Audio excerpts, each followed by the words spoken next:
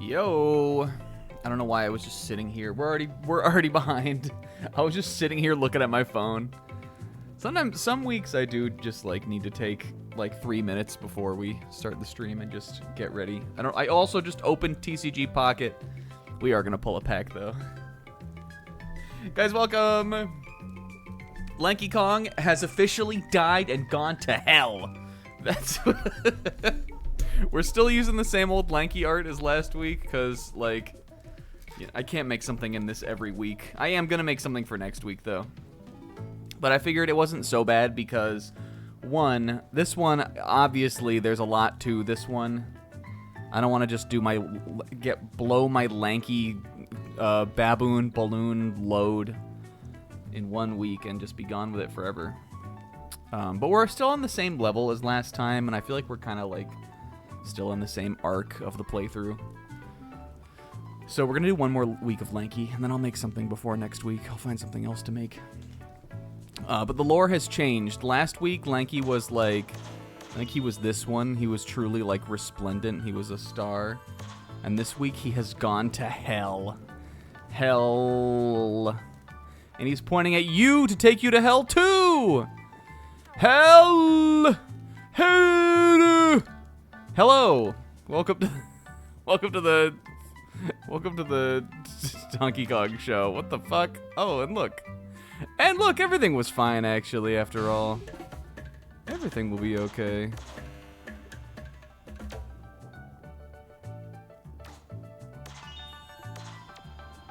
Lanky in hell though, guys. What's up? Hello. It's a little hot in my house. I also just jumped out of the shower, and so I'm a little steamy. And it's time to play Donkey Kong. What's up to Kingo? Zebra with the resub. Rinslet with the Goose Gritty Pixie. And Baruj. How is everybody doing? We were a little bit late today. I had to take a shower. I didn't, like, have to. Like, you ever feel like sometimes you're, like, getting ready to do your stream or something? And, like, either you, yo, Rinslet, thanks for the resub. That's right. We got a little hype train incoming. You ever feel like you're, like, getting ready for your stream, and you either are like, dang, I need caffeine, or you're like, dang, I need to take a shower, or you're like, dang, I just need to, like, do the thing that is gonna make me feel, like, good. You know? You're like, I need to do the thing that's gonna make me... You gotta do the thing that's gonna make, like, the stream successful. Because if you get on the stream and you're, like, just, like, feeling, like, bleh. Like, if there's something that you're gonna be thinking about all stream, like, if I'm, like, stinky and I feel, like, gross. I'm not going to be able to get into the commentary, like, vibe. I'm not going to be able to get immersed in the stream because I'm just going to be, like, thinking about that. So, I had to take a little extra time. And I got 2 little skunks on my announcement post, despite the fact that out of the kindness of my own heart, I was taking efforts to not be stinky for the stream. Taking steps to improve my life and improve myself. And just like Isaac earlier, all I'm faced with is detractors who just simply don't get it. You can either be on board with me, or you can stay in the dirt. That's what I'm saying. Let's open a Pokemon pack. You can buy a ticket and get on the train with me, or you can stay in the dirt. And you do have to buy the ticket too. I'm not handing that shit out. All right, wait. I think we're gonna keep opening Lugia. I want one of the starter full arts. I like that Zebra has sort of adopted this as well. This doing a gacha pull before the stream starts. Pulled an EX and a full art in the same pack. Oh man, you were pulling from Genetic Apex, Pixel? Unless there's another pack where you can get Machamp and Slowpoke, but I'm positive there's not. Genetic Apex, I will never pull from that set again. I got the little, like, I got the Mew thing or whatever. You know, like the special thing. Also, shoutouts to Rinslet who helped me get that. I got, like, this thing for getting every copy of, like, all the 150 Pokemon. And I was like, dang, I don't care about this set ever again. I even have, like, traded away cards that I only had 1 copy of for Apex. I care about Wisdom of Sea and Sky, though. I want to finish this one. Alright. I do agree with that, though, Pixel. I literally think that, like, for the current pack, for the most recent pack, I genuinely think they turned the good cards off. Like, after the first week. I don't have a way to prove it, but I think the first week happens, and they try to sucker everybody in. Like, they know people are going to be doing their 10 pulls, and they want people to pull more, and then they turn the good cards off. And if it came out, I wouldn't be surprised. I'm spending hourglasses for this for you guys, too, just so you can know. Zebra made eggplant pasta. Oh, also, hi, says. It's Snacky Doodle Dandy. Did you know I mean, I don't know how you would know this. My old dog, Cinnamon, our, like, family dog growing up, she was a miniature poodle. She was a little white poodle. Cinnamon, when we got her, had, like, a birth certificate or something. And Cinnamon's father was a poodle named Yankee Doodle Dandy. And we thought that was so funny that, like, you know how, like, when you have a dog, like, you have your dog's name and you have, like, the 15 things that you call your dog. When we used to call for her, we'd come home and we'd open the door, she would run out of the house and just get really excited and then run back in. And to get her to run back into the house, we would yell, Cinnamon Puppy Doodle. Like, the doodle, like, the doodle element of Yankee Doodle Dandy, her father, her legal father. We incorporated that into one of her little nicknames, which was Cinnamon Puppy Doodle. Because Cinnamon loved this cat. Our across the street neighbor had a cat named Jack. And even though, like, you know, like, the stereotype would be that, like, cats and dogs wouldn't get along, Jack at least tolerated Cinnamon, and Cinnamon loved Jack. So if he was out there, she was always running across the street. And now it's time to pull a Pokemon pack, now that we told that story. Alright. Can you hear it? We have Corphish. This is actually, art is quite beautiful for Corphish. I would never have looked at this because it's a total pack filler card. But the Wisdom of Sea and Sky Corphish, this is lovely artwork. Quagsire. Ambipom. This is about to be a dud-ass pack. Natu. Who do we think will be the fucking... Who do we think will be the pack closer? I'm going, like, a second Ambipom or something. Barbarical. Even worse. God, what an awful pack. The best thing we got out of that was a 1 diamond pretty Corphish art. But so it goes. I hit 6,000 cards recently pulled. That's pretty cool. I've been playing the game a good amount more. I'm back. I'm trying to get into... I kind of want to get into Master Ball. I want to see if I can do it. I'm in about halfway through Ultra Ball 2 right now. And I currently have a streak going. I want to see if I can get into 3. And then if I can get into Master Ball, because like you don't D-rank out of like new rank tiers. Once I get into Master Ball, I'm gonna build the Tinkaton deck that Pixel and I have been coveting. I've never done it, but mostly I think it's just because of the time investment, really. And also because like the last couple sets I had not been playing very strong decks. But I do think that the deck I'm currently playing, which is Crobat with the Sylveon engine and a Darkrai, I actually think it's pretty strong, and I have learned a lot about piloting it, and I've had a lot of fun playing it. I think it has some good matchups into some other decks. Go away, bananas. Yeah, and I got helps from my friends with that. Alright, hell yeah. And now, with that, briskly, before 7:30, it's time to play Pokemon. And by that I mean play Donkey Kong. We were just thinking about Pokemon. I'm sorry. Kid Kong. Yo, buddy, bro. You got it, dude. First we have Kiddy Kong, and now we have Kid Kong. Well, Kid, it's two. We're talking about two separate characters here. Kid. Hold on. I'm going to show you. Kid. Hold on. This is important. Buddy, bro, pay attention. What the fuck are they? Hi, Comb. You guys, there's been some funny lore since last week with Comb. Kid. Fuck, hold on. Buddy, bro, pay attention. Kid. Kong. Twosome. Or Kid Kong pair, whatever you want to call it. It's wholesome. You just have to understand that it's from Gintama. It's wholesome. It's only bad if you think it's bad. It's only bad if you make it bad. You could call them the Gruesome Twosome. Like how Carmine and Kieran were the Gruesome Twosome.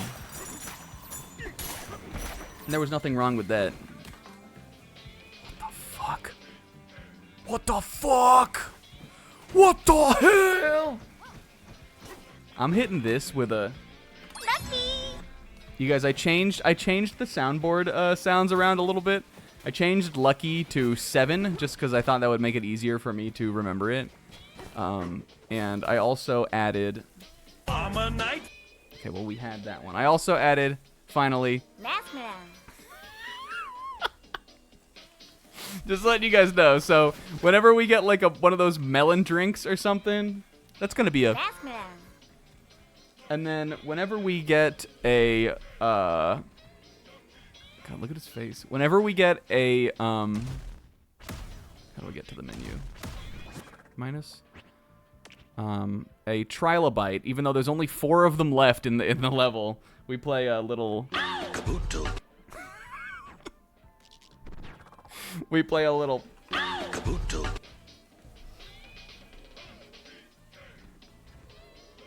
I left the ow on there because I thought it was funny. Alright, this is the new rules. I'll probably forget about them, and I also will probably not even always want to do them, but this is the bit we've established for Donkey Kong, because I am annoying, and I like to be annoying. I understand that my general state of being is annoying, and I have chosen to lean into that. I've chosen to spec into it. Anyway, welcome. Last time we... Yep, and I took off the DK thing without being prompted, and guess what? Zebra fucked up this week instead. Guess what? Zebra fucked up in this week instead. Guess what? Guess what? Zebra. Zebra was the stinky one. I was not stinky. I took a shower. But you know what?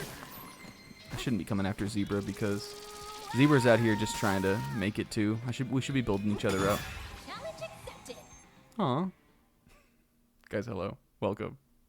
Stompy Ascent! Oh, I wonder if this is a... This looks like a fun one. Isn't Stormy Ascent, isn't that a DKC level? I'm the biggest Donkey Kong fan. Yo, and look at me fucking finding him. Look at me finding that shit. It's a Crash Bandicoot level. Ah.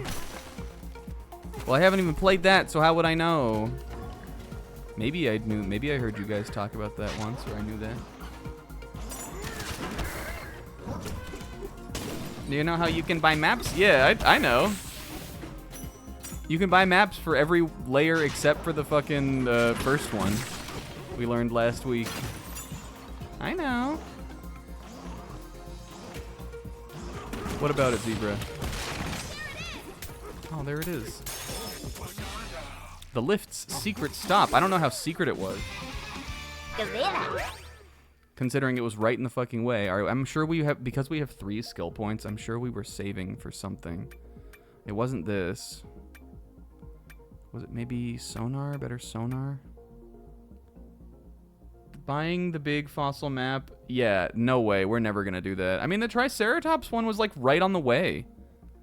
The big fossils seem like, how could you miss them, kind of? They're so big. Bananza will last twice as long. I think I wanted that. Like, I do like look how far that is, though. I do like this. I always pop right out of Bananza anyway. I'm getting this now, and we'll do Bananza next time. Anyway, I guess Stormy Ascent is a Crash level. Maybe, like, I just think about Kingo, like, saying that word. And Kingo likes both things. Saw a map for one in the next level and was offended. Yeah, that shit's... That, if you bought that, I'm sorry. You should return the game. If you bought the big fossil map, you have to marry your mother-in-law. You guys, I've been watching hella I Think You Should Leave clips lately. Maybe I miss it. Maybe I want a season 4. But I've been watching a bunch of them. And, like, because of that, I'm like... Because of that, I, like... You ever know, like, with, like, a show you really like, how you get, like, hyper-fixated on, like, different things? The more you've, like, rewatched it. Like, the thing that you thought was funny the first time... You've exhausted all of the, like, level of funny in that. So you're, like, you have to find something else. The one that, this is maybe why I thought of it just now. The one that I've been hyper-fixated on again is the, I mean, it's like one of the most iconic, bits, from the show, and it's the one the one with the old guy who says you have to marry your mother-in-law at the like, car, brainstorming session thing. But the bit that has been, that I like, the bit that I can't get out of my head from that one this week is when he goes, a great steering wheel that doesn't whiff off your hand while you're driving. The fact that he refers to it as a good steering wheel twice, and then, like, the third time he calls it a great steering wheel. As though it's like... And he also, like, raises his eyebrows and he goes, a great steering wheel. Fuck! And I can't stop thinking about that this week. Oh, hey, I suck at this. And I like how, I mean, this is, you know, not what I'm fixating on this week, but I do like when he goes, oh, nice. It's like such a funny role. Hilarious, just like bit character. Anyway, Comb had to accept a timeout, I think is what he was just mentioning. Last week, or not a timeout. Last week I gave Comb a warning. Rightfully so, because he shit-talks dinosaurs. From what I understand, Comb waited all week to accept my warning. And by accept, I mean Comb waited all week, like, not wanting to accept my warning. But it seems like he finally did it because he wouldn't have been allowed to chat otherwise. There was also a point in which Comb considered reporting me for terrorism. But I'm glad he didn't do that. Because I think they would have been able to build a case. Not on what I did to him today, but just on what I've done in the past. I think they would have been able to build a case. It's the first bubble. I tried to report somebody. I was looking through the report options the other day too, or yesterday when I was watching Pokemon. Some of the people in the chat during Pokemon were being, while I was watching the World Championships yesterday, were being so annoying that I was like, wonder what the like options, like all the options are for reporting people. And none of them like really fit the bill of what I wanted to report them for, so I didn't do it. But we can talk about that, but that was a thing. I can waste all my balloons first. You guys, last week we came here to the canyon layer. This level is huge. We did a bunch of exploring. We defeated Grumpy Kong, who was up there. He was like the boss of the level. We defaced all of the fucking mountain after that. We destroyed Void Kong's teeth. We messed up Poppy Kong's hair. And then we went underground. We did a fun little minecart segment with like a little... I guess that I wouldn't really call that a boss, but it was, you know, like a... sort of one of the more curated set pieces of the game so far. And then we also, last time, spent like a ton of time... Yo, here we go. Last week we also spent a ton of time trying to get up here. Get up to this, raised area. I was trying to see if it was possible to do that from over here. And we spent a lot of time on that. That ended up being nothing. So we progressed with the level. We wound up down in the underground. This is where the minecart segment was. We blew up this big core thing. And then, even though I did, if you go back and watch, I did say this. I did entertain the idea that this big giraffe thing, which originally was over here, and this part of the level that has like an outreached "we did that" hand. I did entertain the idea that they were probably connected, and that was probably what was going to happen. But we wanted to figure out if we could do it a different way first. But they were connected, it turns out. And so once we blew up the big core, it shot us out of the giraffe head. And now we're over here. And today, I think we're going to finish up exploring out here. Because, again, this is like a whole part of the level I haven't been to. And then we'll probably clean up the rest of this layer. And maybe next time... Or maybe, like, towards the end of the stream, we'll finish up, or we'll head towards the next level. Found you. Oh. Hello. You are in such a weird place, my friend. You're, like, inside this thing. Hidden Tone, you found us. 4 of us tones hid nearby. Find us all. Try, try, try. Well, okay.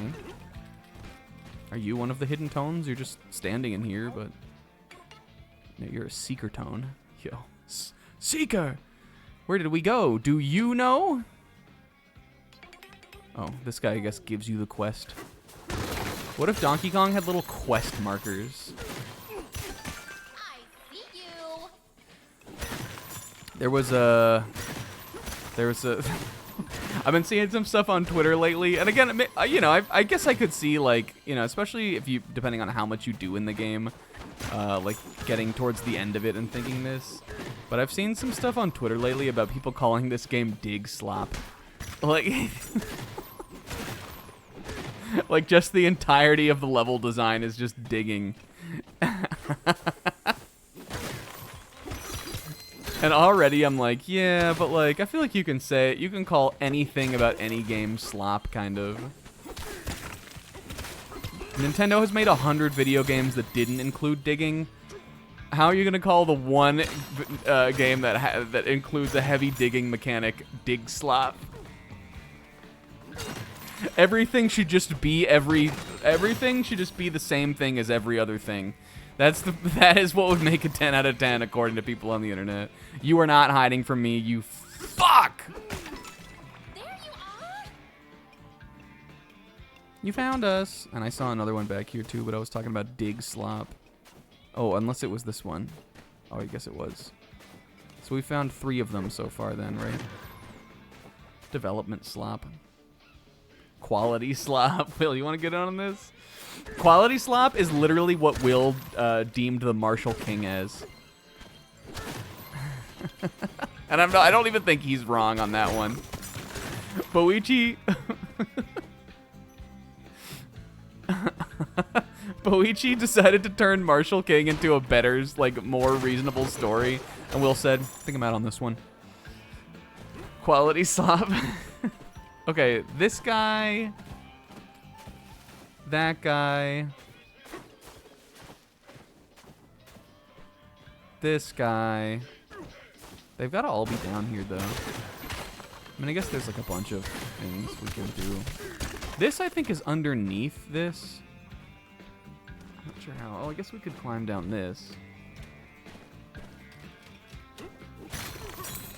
Yo, speaking of not reading manga, I just remembered that I haven't read Chainsaw Man.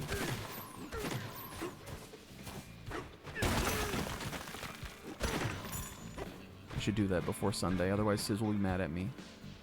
Alright, let's, I know we're in the middle of another quest, but let's, do this, because this will be our nice way back, I guess, if we need to. Should do it right now? I don't think I'm gonna do it now. We could do it at the end of the... No, Donkey Kong, get out! Ha ha ha, I sent it on its way. Maybe we'll do that at the end of the stream. Remind me to give you guys, like, an extra half-ish hour tonight. Considering we started a little bit late. By that I mean like 11:30 max. I don't want to go later than that. It's an all-timer. Yeah, I saw some less than pleased comments about it.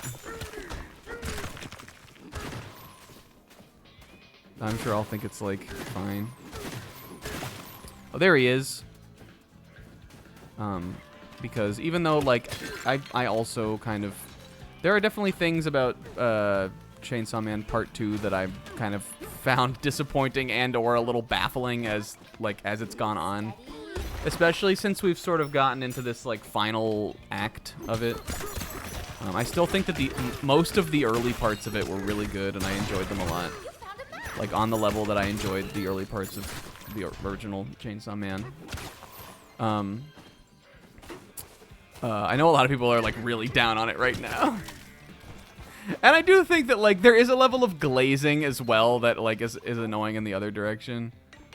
But I don't know. I don't think I've like hated it as much as some people have hated it.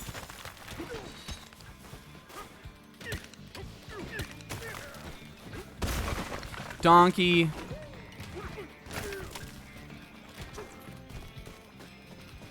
Oh, yo, look at this. There we go. Lucky! I'm using Lucky more lately. I'll tell you what I didn't hate that was manga, though. Shonen Jump this week, guys. Hell yeah. It was. It continues to be. It was and it is. And it was and I read it.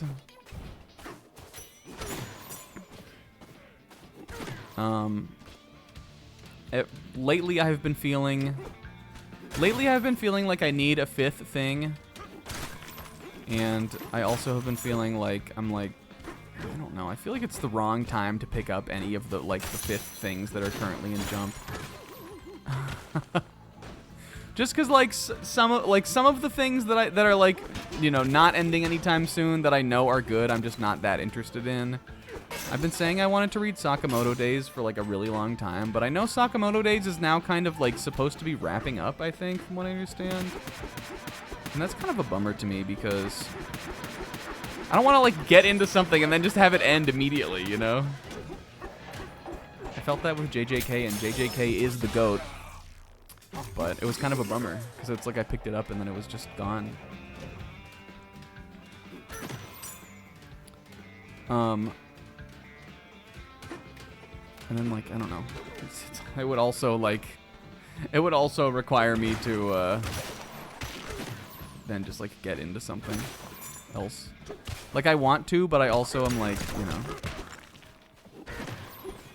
it's all about balancing your stuff. But anyway, the stuff that I did read was still good today.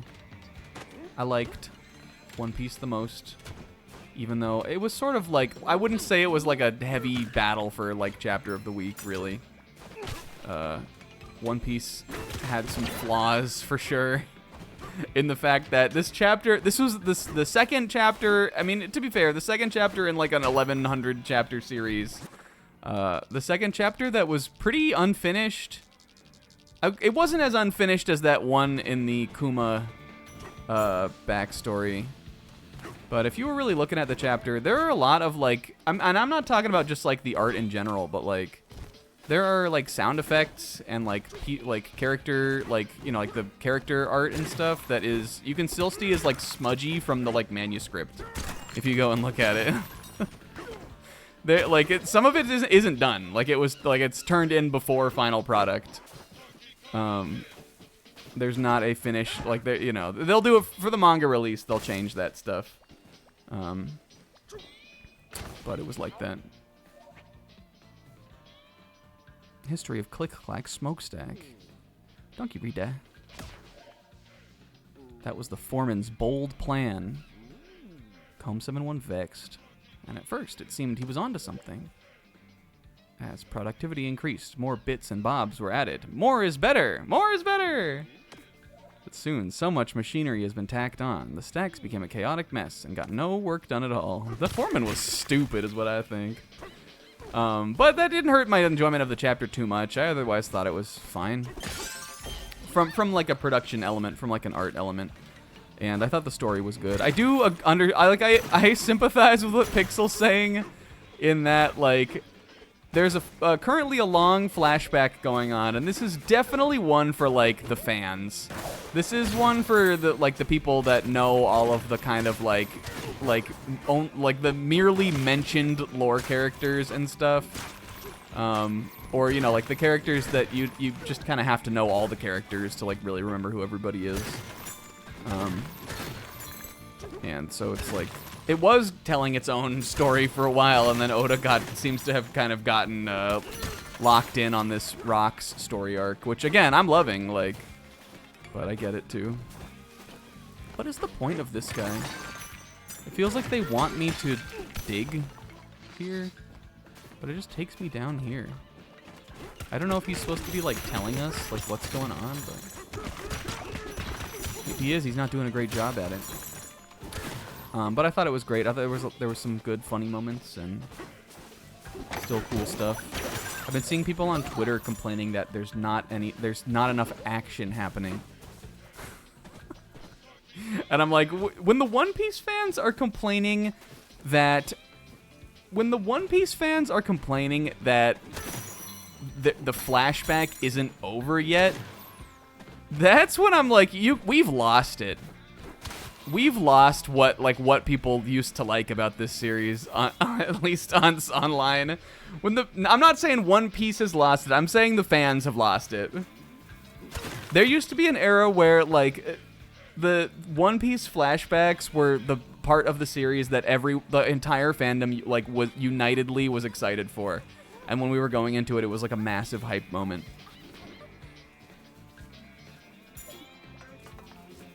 If you're out here complaining that it's still going and you want to get back to the action, and that like we left off so much in Elbaf, I'm sorry, but you missed it. Read something else.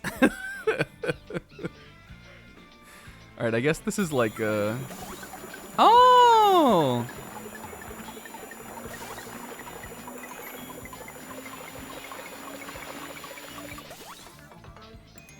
Yeah, this is what's happening currently. This is stuff that I have been wanting to know about the entire series, and I was worried potentially at a time that we were not going to ever know about it. So I will take it. I think it's like showing the Rocks pirates in a real flashback and devoting multiple chapters to them, and not just like, not just kind of handling like what will eventually come up with Rocks in the current plot is a real treat for me, because again, I feel like you easily could have not shown a lot of what we've been shown, and it would have been, I think it would have been fine still, but it's stuff that I wanted to see. And I'm excited to be seeing it. So you know what? Chapter of the week. Fuck you. It's fine that the art was kind of rough. And the sound effects weren't finished. They weren't like toned. Everything else was good too. Elusive Samurai, literally, they ended with a 2-page spread of them saying, now off to the final battle. So again, like if that's ending, I really am gonna need. Maybe I'll need to pick up Blue Box. If Elusive Samurai is ending too, I really need something else, or I'll have to take a gamble on like a new series or something. Cause man, I've been reading that forever, for like years now. I was gonna mention about this like baobab tree, this gold thing. Do you want to know what a guilty pleasure of mine in a game is? So a lot of games give you way too much fucking money or currency.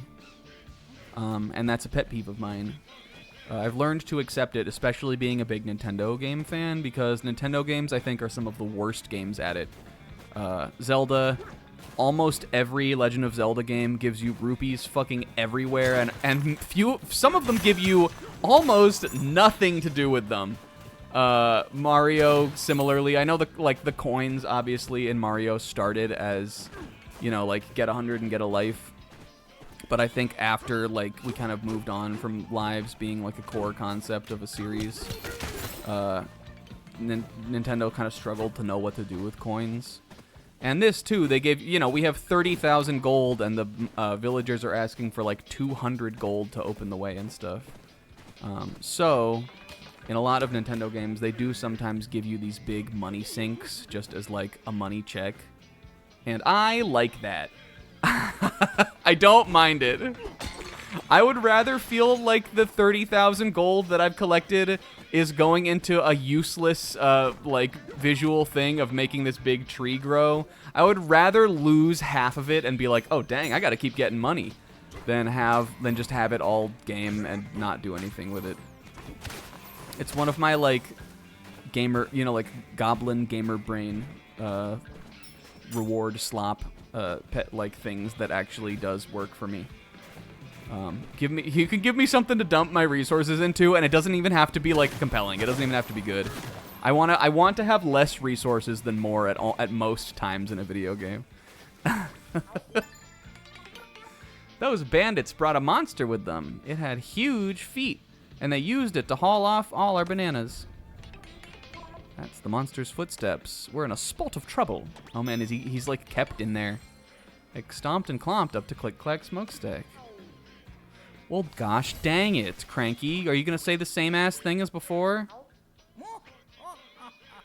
Bye-bye. We can do whatever we want.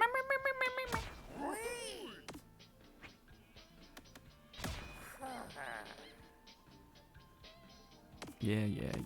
I think Cranky usually gives you a Banandium, though. I think they should patch in additional Cranky dialogue. I would feel kind of bummed, I guess, that I didn't get to see any of it, but... Do you think Cranky ever asks? Like, what if there was dialogue where he, like, asked about Pauline? It might be my biggest disappointment with this game, is that Cranky always says the same thing.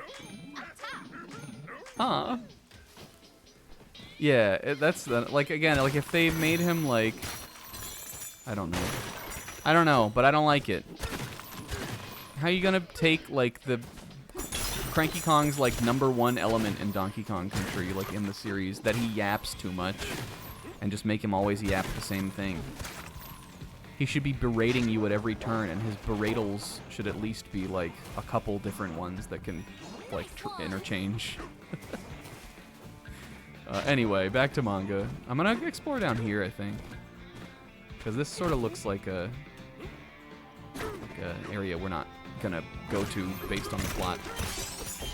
The plot also. Oh, I guess I've been down here. Anyway, Elusive Samurai. That is like that. I mean, I'm sure it could be through the end of the year. Still, but that is definitely like again. It ended with a full page spread of them being like it's time to fight the final battle. So I think we're definitely headed towards the end on that. Akane Banashi Ra, Karashi Ra, Akane Karashi is what I'm saying. There was a wonderful color spread in Akane Banashi, celebrating the anime.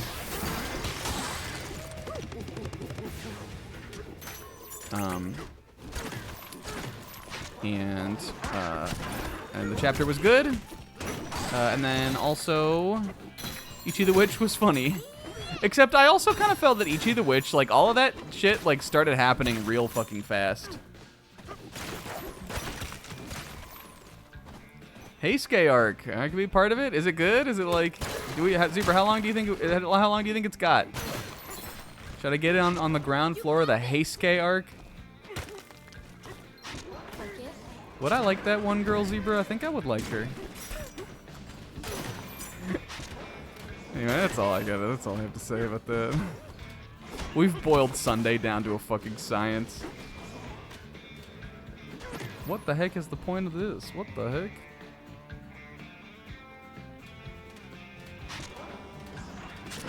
I guess we keep moving. Oh, yo, this is kind of Mario Galaxy.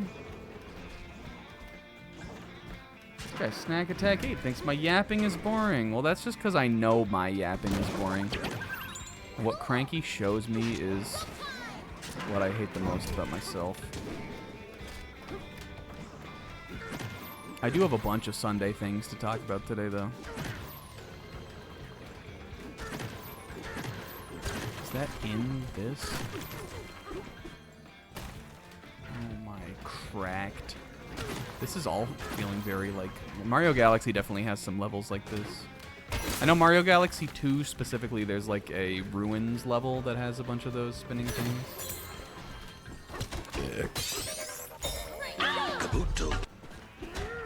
He's gotten so fucking good at it.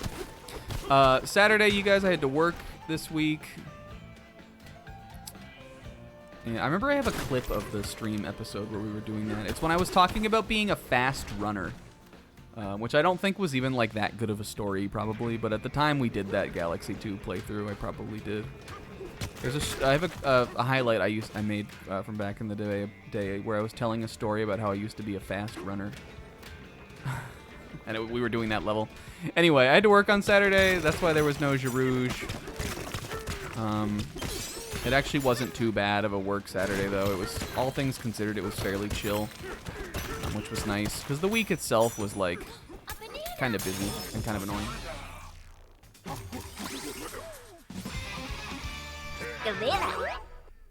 I think we're still going to wait for this, though.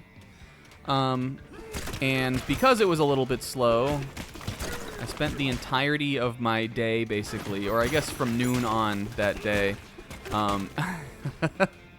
watching the Pokemon VGC day 2 of the World Championships, which is happening this weekend. Pokemon Worlds. It's like the VGC event of the year. I was thinking about this on Saturday. That other than like, I was like fairly into it in like kind of the late era of Gen 6. Into like the very, very first season of the Gen 7 VGC, and then I like totally stopped following it all through that and all through Sword and Shield. But ever since like it was right around last year. For the last year, I think I've been more into like following that than I've ever been before, and probably have ever been like when it comes to like playing competitive video games. I used to follow Melee like decently close, kind of like it was probably also in like 2014-ish kind of era, but I don't know if I've ever followed anything quite as tightly as I followed this like last year of VGC. From Reg H onward, Reg H is what like got me hooked on it, because I just thought that was such a cool rule set, and even though it's been like a year since they played that, basically, I just like stayed on with it. But I was invested in the World Championships. I was excited to see what was going to happen. And so I spent like a lot of Saturday watching that. And Pixel did too, so we were kind of chatting about it and stuff. When I wasn't, having to take a phone call. And by that I mean at my work. That's what I do for my work. I take phone calls. And it was pretty cool. Let's do this, and then I'll talk about that too. DK, you're floating in midair. A guide to sturdy rope from your friendly Fractones. Take a look around. Did you happen to notice that you're standing on a platform that hangs on rope? Perhaps you didn't. That's because the very platform your life depends on is totally sturdy, even at this great height. It's all thanks to the Fractone-made sturdy rope. High altitude construction material. This is Foreman propaganda. This is what I think about rope. Fuck rope! Hockey blast. Raw. Hey, a banana! Oh. I like that with, whenever you build one of the little hideouts, they give you a little treat with it usually.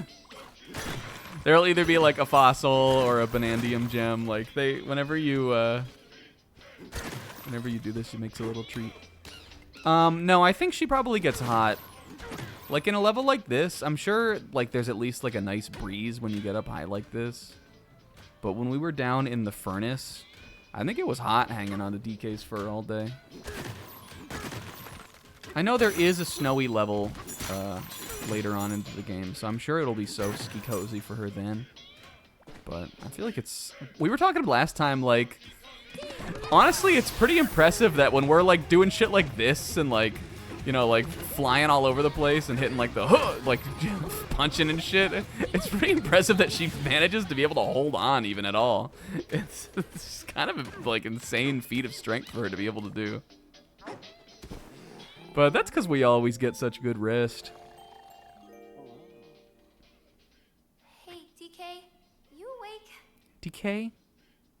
So, here we are, hanging out in a getaway that's hanging from a crane. I didn't think about it before, but now that I am thinking about it, this doesn't seem safe. What if the rope breaks? Pauline, didn't you read the sign that I destroyed? It's sturdy rope. Oh, did I just feel it sway? Are we swaying?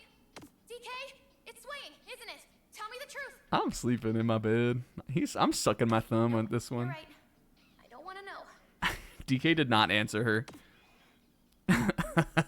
Yeah. Never upgrading health. Bet Hooray. you dreamed about bananas, didn't ya? Yeah, DK, you're mad at me, aren't you? She turns around like... turns around with like... DK's listening to his stupid little headphones. Oh, can I climb the sturdy rope? We'll talk about that in a little bit. But anyway, the World Championships. Going in, because day one was on Friday.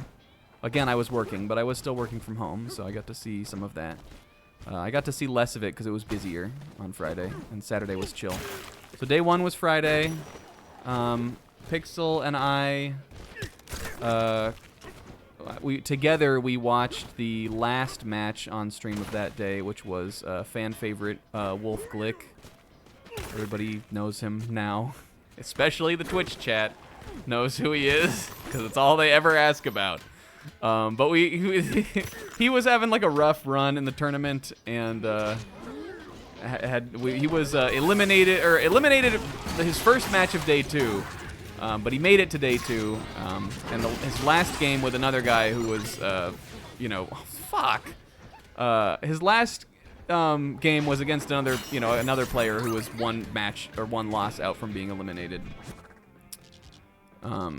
And it was a good match. It really came down to it right at the end. All four Pokemon on the field fainted in the last turn, but Wolf won. So that was exciting. But then Wolfie was out, and we didn't get to see him again. He was not dressing. He was wearing like khakis. But there was still a lot of cool stuff to watch. There was a Ho-Oh in the top, what was it, like top 52, I guess? A Ho-Oh that made it to day two. I love Ho-Oh. He's like my favorite legendary Pokemon. I was really excited to see this Ho-Oh. And he went I think he went undefeated, or maybe he lost one match in day one.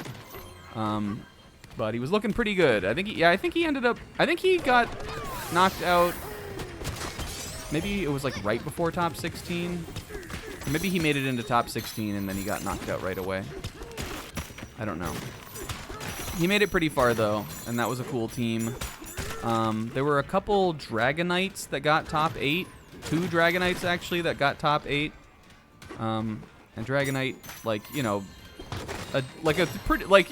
obviously a strong Pokemon, but not one that has ever or not one that you'd normally expect to see, like, you know, like it would be cool if I don't think it's ever won before. It would be cool to see it win.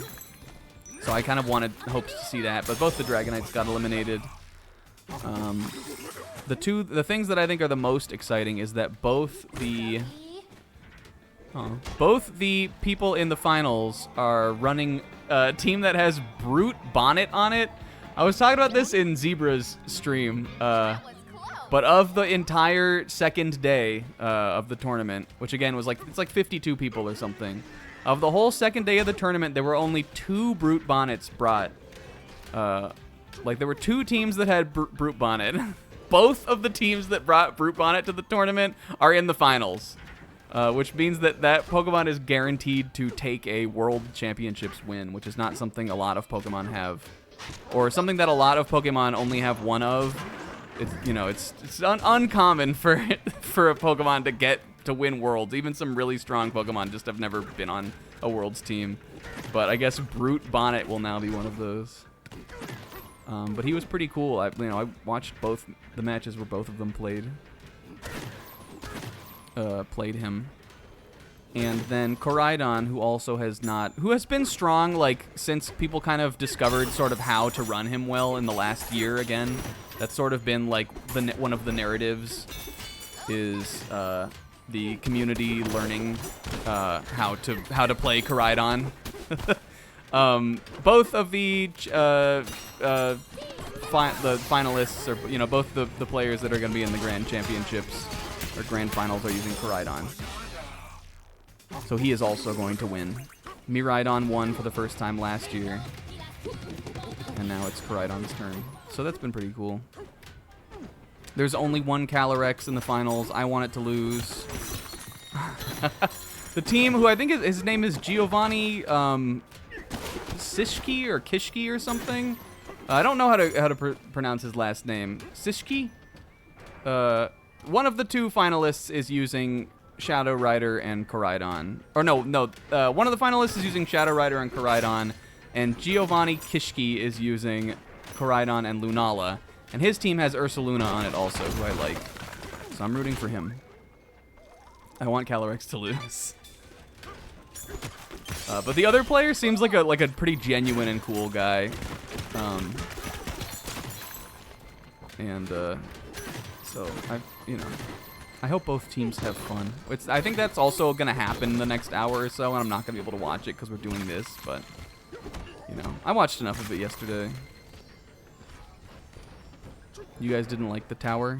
I think this is, I don't know, I kind of enjoyed it. I like a big climb up a thing. I think it's been fun. But so I watched a lot of that. I wanted Ho-Oh to win, but Ho-Oh got knocked out. But cool that Ho-Oh made it as far as it did. Yeah, I mean, I'm sure maybe we'll get more of that when we're searching for the bananas. Let's talk to this little guy. Ruins are blocked off, but you're itching to get in there, right? Well, pay me an arbitrary amount of money and we'll rock on. Well, hey, I already mentioned that I like doing that, so thank you. Let's do this. But I probably will watch the match, like the final match back. I'll have to watch it after this. And Pokemon's cool.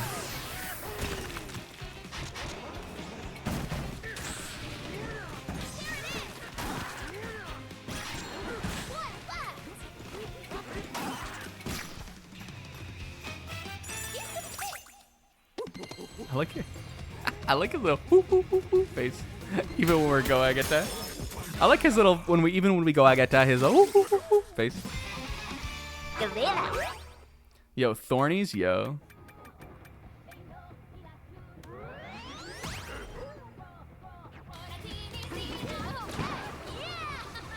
There was some info that came out about the demo for Pokemon ZA that people got to play at the World Championships. I'm excited for that game, sort of, still. I'm hopeful that I'll enjoy it. And I probably will pick it up, considering I just kind of want things to play on my Switch 2. And I would not advise anyone to play that game on something that's not the Switch 2. But Yeah, I wasn't a massive fan of the first one. There were things I liked about it, but I thought it was kind of like just sort of felt like just again kind of like just a cheap game. I think I didn't get I know a lot of people really like that game, and I think I guess I get the people that just wanted something different no matter what.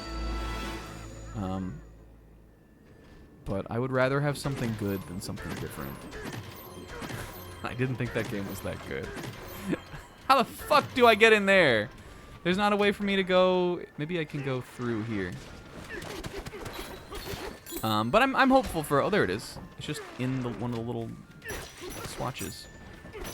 But I'm hopeful for ZA still. I think it looks nice. I like the character design and stuff.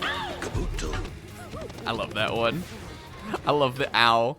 But they showed some of the demo of that. They showed Zygarde fuck you up.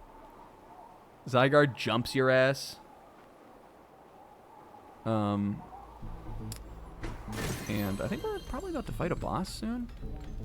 Oh, and this is the next big layer, I think. And they showed that you can get like it seems like you really kind of get messed up by some of the like wild encounters and stuff. I saw a lot of people talking about there's like a level 18 Pidgeotto or something, and Pidgeotto like was like ruining people's teams. You take one wrong turn and this Pidgeotto was fucking everybody up. So that sounds appealing to me. That sounds sort of fun to me in a way. I do think that they showed an image of the map. And from the view of the map, it does look fairly small. But I think it will still all depend on kind of like how that translates to like how long it takes for one to like traverse the map. Because it's like kind of just a big circular city, I don't know if that necessarily implies there won't be very much to it. Yeah, if it's dense, then I'm sure it'll be fine. But you know, it's a gamble. I'm not saying my faith is like extremely high for the game. But I hope it'll be fun. But there was that. Let's build our little house. Speaking of other things that had big announcements, I mean, I guess there weren't really any big announcements of this. There were some big Gintama announcements. The birthday twosome, Pokemon Silent Hill, name a better combo. Oh, I like Tummy. Well, do you guys like Tummy more, or do you guys like Saida more? Hey, DK, you awake? Which one do you think is better for Pauline Sleepa?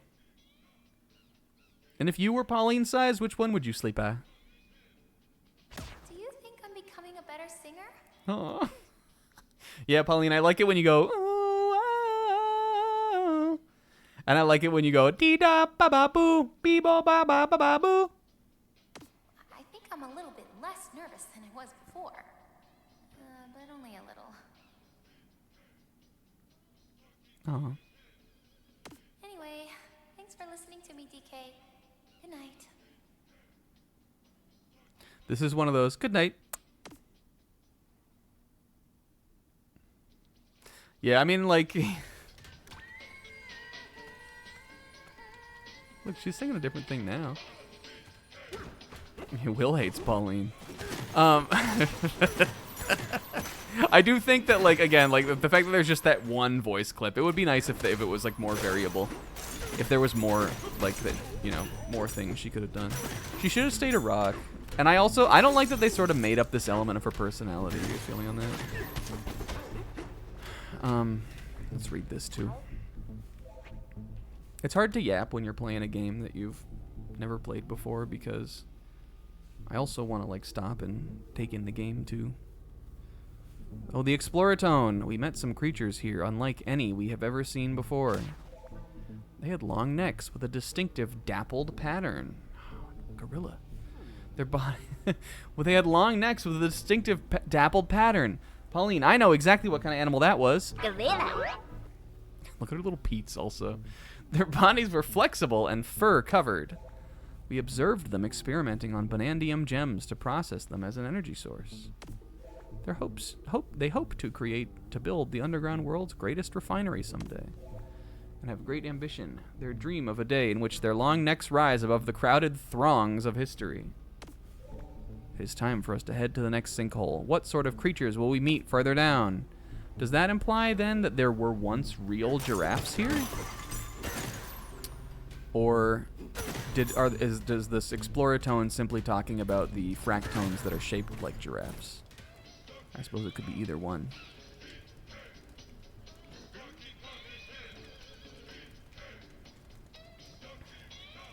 Did you guys know that I've seen giraffes in the wild when I went to Zambia? There's a great picture of me that is like probably like a 1 in a million like profile picture, but I look so young in it and I can't face that anymore. Oh, that was almost 10 years ago, so you know it's unsurprising. But there's a great picture I have from my trip to Africa when I went on safari of me. What we would do is the guys who ran the safari trips, the guides, they would stop for, I guess a lot of people like this. They would stop out in the wild in like a fairly safe place, stop the jeeps and let everybody get out and do a little tea time kind of thing. Sundown, they would do booze out in the wild, and that was super fun. But they would stop and we do a little tea time, and on one of the tea times we stopped in this big field, and a giraffe came running like through, not like running through the tea time, but running through kind of the background of where we were. He was moving, and if you've never seen a giraffe run, it's rather remarkable because they are moving fast, but they look like they're running in slow motion because their their legs are so long. It just takes a long time for them to like make a stride, and so when they're running, like galloping, not dissimilar to how a horse would move, it's just like a bizarre thing to see, and not something I feel like you would normally see in a zoo because there's really no reason for them to run like that in a zoo. But there's a great picture of me holding my little teacup and like doing like a thumb into the background, and there's a giraffe just galloping right through the background. It's like a 1 in a million photo.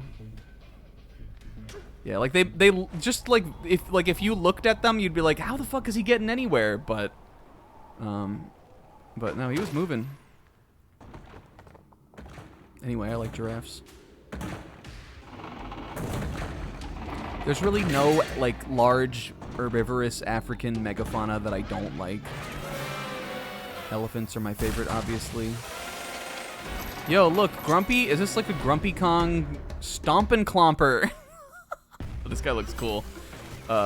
Elephants are my favorite, but giraffes, they might be a number 2. They might be an easy number 2. Alright, I'm going big mode on this guy. We were going to talk about Gintama too, and I will. But we're fighting a boss now. You got to know how to balance it. Where the heck? Oh, yo. The engine. And I like hitting him up like this. I like hitting him up like that. Sunken fucker. Suckin' fucker. Uh-oh. He is like, he's kind of raw. He's got like a pompadour head and like a kind of a, he's got a vibe. I do think, I'm not sure right now how much I like the fact that most of the bosses are just these kind of like rock things. Even the battle with Grumpy Kong, like he got into like a rock mech. We weren't even really like fighting Grumpy Kong. We were fighting a big rock thing that just kind of looks like all the other big rock things. They're fun to just smash and like, punch through and shit, but one of my favorite things about like Mario, for instance, and by that I mean the 3D Mario games, because the 2D Mario games are like always have the same fucking characters for the bosses. But the 3D Mario games, one of my favorite things about those is actually like the weird creatures that they come up with. Especially Mario Galaxy, I think there are a number of very cool like cartoony monsters that you fight.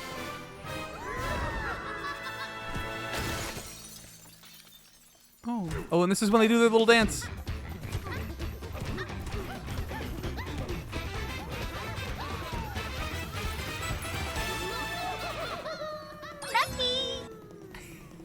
How can you hate that, though?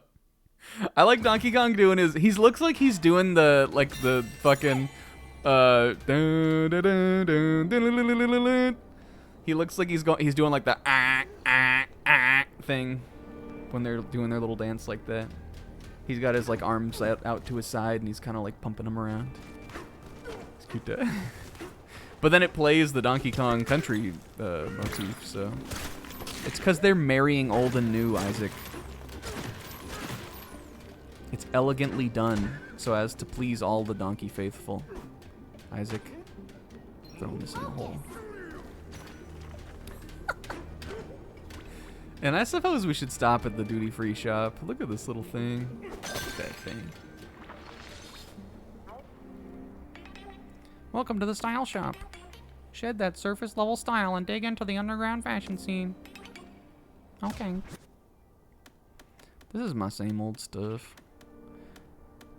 Oh, guess I can pay my Triceratops head that I had to ban comb over. Kong Bananza time. This is definitely better. Not that I really think it'll matter very much to level all this stuff up. Can I call you Eyes? That's crazy. We could change our look for this week today too. I just like I like this black and gold thing we got going on. It's very classy. Oh. Anyway, we've gotten a bunch of these chests since we started playing. Let's get to cleaning up and we can keep yapping.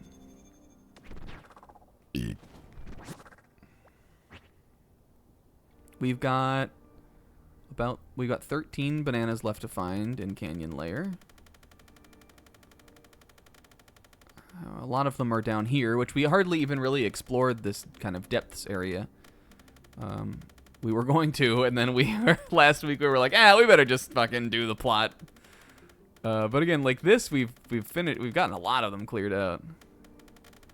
Now I don't know if I necessarily want to buy the maps for these, but I guess it'll sort of depend on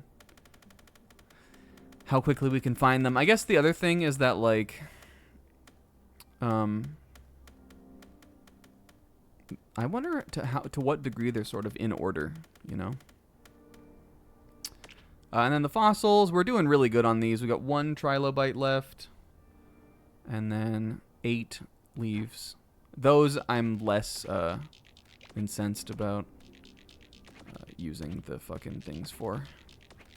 I'm pretty fine with using the maps for those. They're everywhere. I don't think that they're hidden with the level of nuance that like the Mario Galaxy purple coins are, so I don't care about them in that same way. Because this game is all just about dig slop. So anyway, you guys, there was Gintama news. It's Gintama fucking year. I don't know why. Like, I don't think this was planned at all. I didn't plan it. I don't think Zebra really knew about it. Will Thread. There's been, for the last year or so, we have known that Gintama is doing a spin-off series based on the school AU that is unlike other school AUs, is actually in Gintama. It's like a bit they do on the show where Gintoki is the teacher and all of the main characters are are his students. It's funny. It's like a little question corner kind of thing on the show. And there have been some light novels and also like I think maybe a spin-off manga or something about that, like just based on that, like just kind of as a franchise thing. And now they're doing a anime series based on those. So that's been coming out, and that is coming out in October this year. 3Z trailer will have spoilers. It has Kamui in it, so I wouldn't have advised like watching that until you've seen Yoshiwara, but I don't think otherwise it really... I can't imagine it has any, like, endgame character spoilers in it. I don't know. This current trailer I don't think had anyone in it that Will wouldn't know about.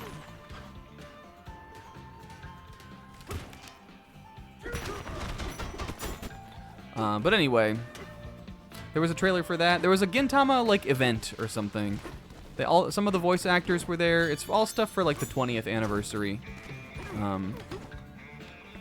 And so there was some news that came out from that. There was a Gintama Direct. Sorachi had a comment. It was ridiculous. Sorachi had some weird ass comment that he made about fucking Gintoki's voice actor's genitals. Sugita-san's like crotch. He made some weird author comment about that. The voice actors were there. The Odd Jobs and the 4 of the Shinsengumi, like the main guys, and Otsu's voice actors was at the Gintama Direct. But most exciting to me is they revealed a new movie, which is a retelling of one of the most beloved story arcs by everyone other than people named Will.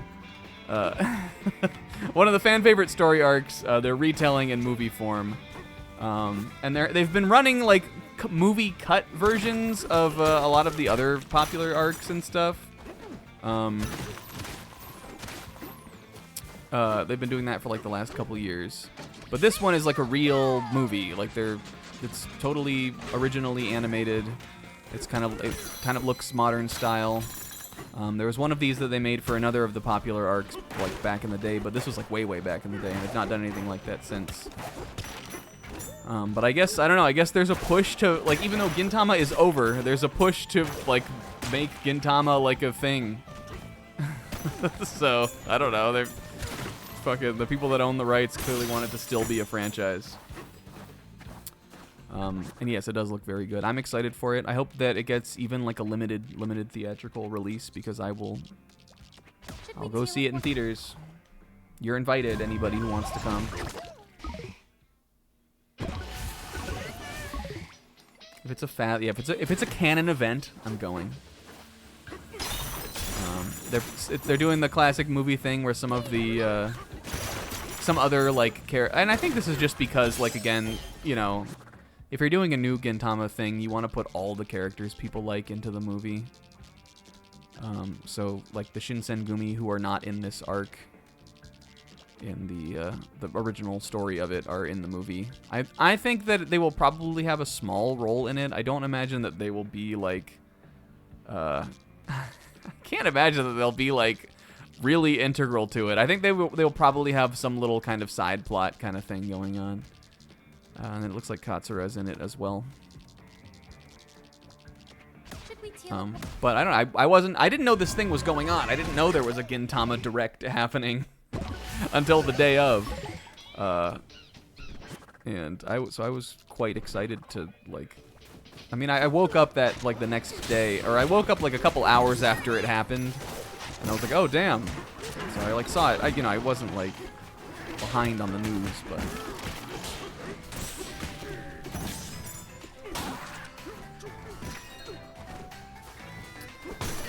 But, I don't know, it's cool. And it gives me an excuse to continue talking about it forever. A thing that I know everybody wants. Speaking of Gintama, Zebra is now further than me in his Gintama watch through. And I gotta let you guys know, I'm not stressed about it at all. Oh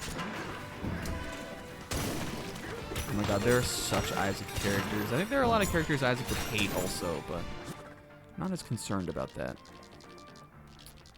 There's some characters I know Isaac would love. But that was kind of my weekend. I worked, I watched Pokemon, I fanboyed out about the Gintama event.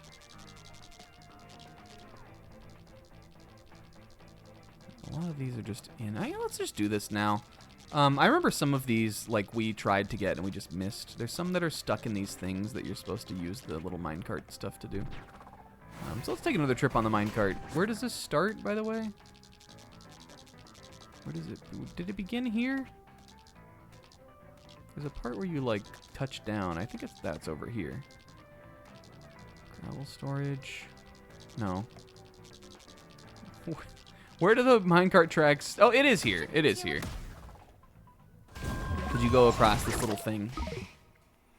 Again, I know there are a bunch of Banandium down here, but I kind of want to get the ones that are up above first.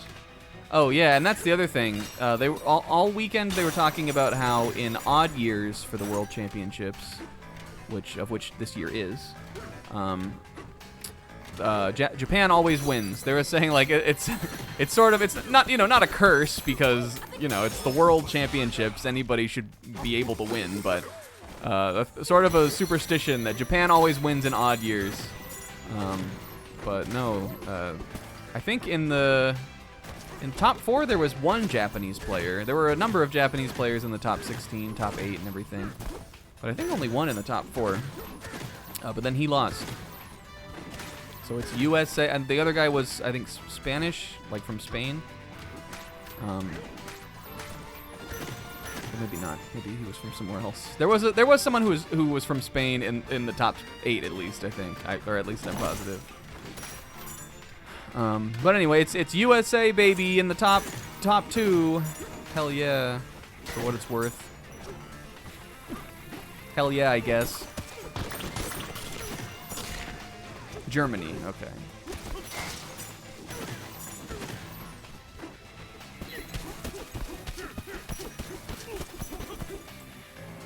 Oh, cause was it Michael Kelsch? Was he top 4? I know he was in the top 8.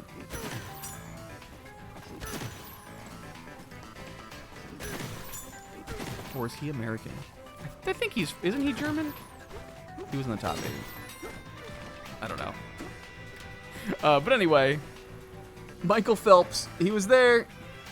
He used his massive wingspan to succeed at Pokemon. Michael Phelps. But yeah. What was I saying though? What were we talking about? Isaac? Were we talking about Isaac? I gotta be keeping an eye out for this. That one we'll have to come back and get later. I need to make sure I'm looking out for these ones that are going by here. Other than this weekend, you guys, I had an extremely stressful week. By that I mean it was really just a stressful Wednesday.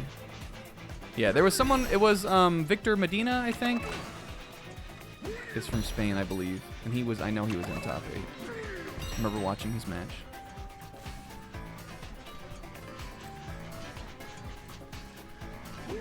Oh, we could have just gone through here anyway. I thought this all was one continuous thing. Should we teal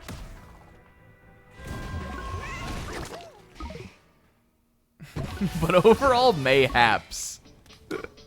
Isaac, that's exactly what I hoped to convey to you there with at least what I was saying. Overall, mayhaps. That's exactly what I wanted you to take away from all of this. But anyway, so-and-so, that's just how it is.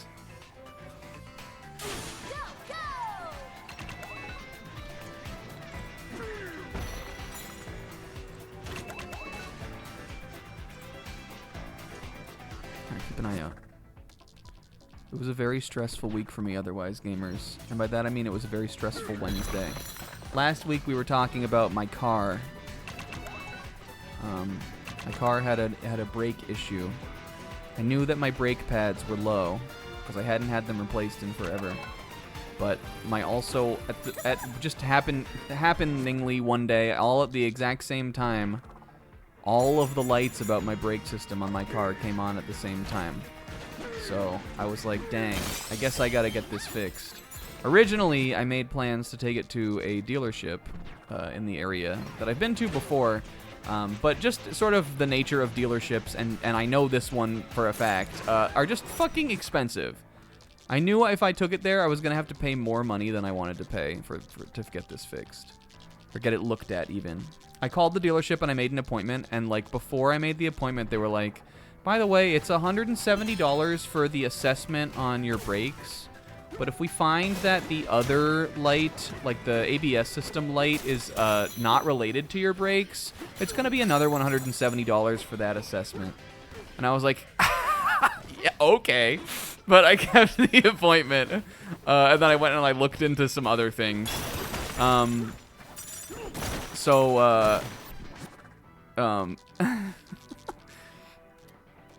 So then I made an appointment. I wound up finding out that Meineke, like just like a Meineke repair shop, they do free brake assessments. Like you don't have to pay any money until you get the assessment. Like until like they find out what it is, and then if you want them to fix it, obviously you do. So I was like, hey, that sounds pretty good. So on Wednesday I took my car into the Meineke, and this is where the story gets funny. So. So they look at my car. I take it and I'm like, all the lights come on at the same time. I'm really hoping it's like all the same thing. I'm really hoping it's Kabuto that's causing this. And they were like, yeah, I mean, it could be, but we won't know until we look at it. So I was like, all right, well, thanks for looking at it. At the same time on this same day, I also have to get a dental cleaning. So because my dentist office that I've been going to since I was in high school is in my parents' neighborhood, I asked if my mom could come pick me up from the Meineke, and if I could come just like visit with her and have breakfast at their house, and then go like if she could take me to my dentist appointment. So we did that. I pilfered my dad, who was out of town. I pilfered his blueberry brand crunch. I went into my parents' pantry. My mom goes, here, you can have some cereal from Dad's Jerry Seinfeld thing. And I was like, what the heck is she talking about? And I opened the pantry, and he's got this little, like, it's probably like 6 boxes. He's got this little, like, row of 6 boxes of different cereals in there. Similarly to how, Jerry on Seinfeld has, above his fridge, has, like, a little row of, because Jerry loves cereal, has a little row of cereal. So I thought that was really funny and cute, and also I ate some of my dad's blueberry brand crunch. My mom also was excited to show me I forget what it was called like popular, like something mathematics or some shit. My dad, I guess, got the subscription to some like math and science magazine, Popular Equations or some shit. I don't know what it was called. My mom was really excited to show it to me, though, because there was an article about those fraud beta Pokemon cards, that thing that came out like within the last year. And so she was like, I thought you would like this because it's about Pokemon and it seems cool. And I was like, thanks, Mom. I heard about this on Twitter. But the article was interesting. I did read it to humor her, kind of, even though I did follow that as it was happening. But anyway, that's besides the point. I went to the dentist. They told me I was a great boy with great teeth, and I was doing good at my flossing, and that I'm awesome. I didn't have any cavities or anything, and I said, yeah, I know. It's because I'm goated. I really hope my car is fine, though. But so I got out of the dentist. Shortly after, they call me about my brakes, and they're like, yeah, man. So we looked at your brakes. One, your brake pads are extremely low. Please change them. At which point I was like, yeah, I'm gonna get that done somewhere else because I know it's gonna be expensive at this place. And it was like $1,200 to do all of them. To be fair, I need all 4 of my brake pads done, but that's too much money. I'm gonna get that done somewhere else. But the ABS thing, which is like the anti-lock brakes basically in your car. The ABS thing was a different thing. It was the ABS module, which controls the entire anti-lock brake system. Without the ABS module, the system just simply doesn't work. So the guy was like, yeah, the ABS module is faulty. It's like broken. I was like, oh, dang. He was like, you can replace it. Did he give you the cost of the parts to replace it? Guys, the guy starts talking, and I'm like nodding along. I'm like with him. And I work for an insurance company where sometimes shit be costing. Shit be expensive. I've had to get used to delivering 5-figure numbers to people who are not ready to hear 5-figure numbers sometimes. But I talked to the guy, and he's like, all right, so for the ABS module, the price on that, it's gonna, I forget what he said. I think he said it's gonna be like $56.50, 15. And in my mind, I'm like, that's a lot of numbers. Or maybe he said 5, 6, 50. In my mind, I'm like, all right, $500, like for the first like 2 numbers, and then it like time slows down. It's like, and I see him, I hear him go 5, 6, 50, 15, and I'm like, oh, 6 numbers? That's a lot of numbers. So I was like, all right, man. Well, thanks for looking at my brakes. He's like, you want to get any of that done today? I was like, no, I think I'm going to think about it. By that I mean, I'm not paying $5,000 to have my fucking ABS module replaced in my 2011 Ford Fusion. No thanks, dude. It wasn't the guy's fault. And I, you know, obviously, whenever I get a quote from a mechanic, I also will look up what the price is on things, like just online. Should we teleport? It's an expensive part no matter what, because you have to replace the whole fucking thing or whatever. Fairly expensive part. But they did tell me that to pass our state inspection, which is really all that I care about, usually the ABS system does, like, I mean, you know, cars didn't even have ABS until fucking the 90s. You can drive without it. You just want to make sure you're not, like, slamming on the brakes in the rain or something. That's what that shit's for. So that was all that's what I really wanted to know. I was like, will I be able to pass state inspection if this is broken? The guy was like, yeah, if you need to get your brake pads done, but if your little red brake light isn't on, they're gonna pass you. And I was like, all right, thanks for the hookup, man. I think I'll skip out on the 5K. He said, yeah, if I was you, you didn't hear it from me, but if I was you, that's what I'd do. You want to do your brake pads? And I said, no thanks. And he said, well, they're really low. And I said, yeah, I know. There's a, like a, oh, yo, look. Great job. Can I get a Muskmelon's 16 facts in the chat?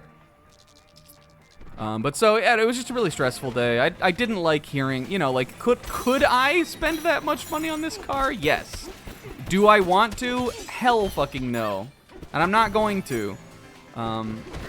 But I was worried for a while about, like, whether or not I was going to need to, or else drive my car illegally. And that's what I was scared about, because what I was going to have to do, like, the alternative would be, I'm going to have to sell my car and find a new one. I don't want to do that right now. I would be fine to do that eventually, but I'm looking for a new job right now. I don't also want to be looking for a new car. I'm preparing to go to Japan. It was just going to be awful timing. I was feeling like super negative about it, and by that, I mean I just took a nap. I decided, no thanks, world, today, and I took a nap. And then when I went to pick up my car, I talked to the guy at the Meineke, and he was pretty nice about it. He told me a lot of info, and that's a lot of money to pay for a car part. So, I probably will sell it eventually. Or, you know, I mean, you know, that was probably going to happen at some point or another anyway. It's, you know, it's getting older. I could trade it in and then, you know, buy a newer car, really. But I just didn't want to handle it in the moment. I was feeling very overwhelmed. And I guess all I need to do now is do my brakes and get my inspection passed, which is enough. Like, that I'm fine to do. The fossil of a creature. Oh, I like the Triceratops. Comb, listen up! According to the report, it was the fossil of a creature that lived on the surface called Triceratops. What does it mean, guys? What does it mean? 3-horned face, I think, is what Triceratops means. You can fact check me on that. I don't mind. I don't mind if I'm wrong. I think Triceratops means 3-horned face. At Constructone Development, 3-head tops. At Constructone Development, we naturally pause construction whenever we find a fossil. Wonderful for them. We'd never bury it in the sand and forget about it just to hit a deadline. Fuck that.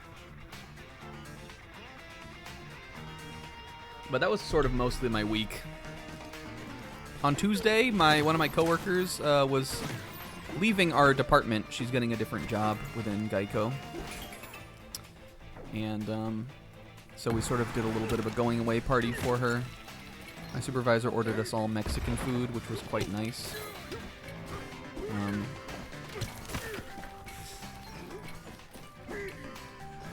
And the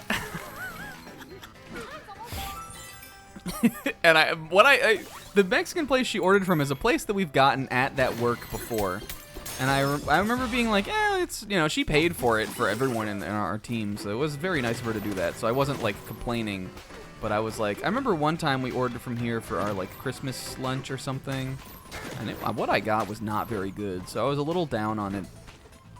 But I just ordered just, like, enchilada burrito and rice and beans, which is at, like, a real Mexican restaurant. Kind of the thing I want the most.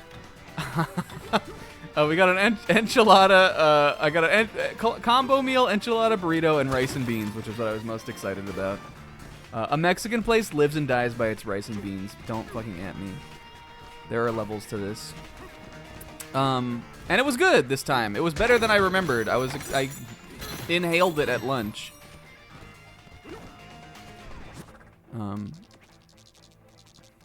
But then, guys, we're all comfortable with each other. We're all adults here. When I got home after that, I took a nap. I was farting. When I got home after eating that Mexican food and I took a nap, I was blowing that shit up. I'm glad I lived alone, because it was not safe to be in this house with me after I had that Mexican food for lunch. I was ripping ass in my bed, farting in my bed, being stinky, like, all afternoon, all night. I didn't even, like, my stomach didn't even feel sick or anything. I was just, you know, sometimes that ass be farting. And yep. Yeah, that was a funny rando. Farting on my roommate's door, yep.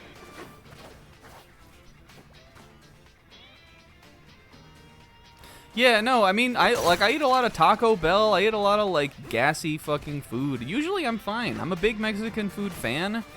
I don't experience it necessarily giving me, like, the kind of iconic, you know, like, Mexican food gas that people get.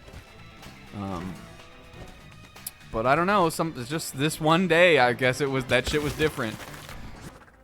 Because it happened. But, you know, we must take such things in stride, and we must simply embrace the fact that we are alive and life is beautiful, and that I didn't shit my pants at work. That's where I'm trying to get with the story. That's really the moral, I think, of all of this. Embrace that you are young still and life is beautiful, but you're not that young, and sometimes you're 30, and sometimes accidents happen. And you just need to embrace the fact that, in spite of it all, you didn't shit your pants at work.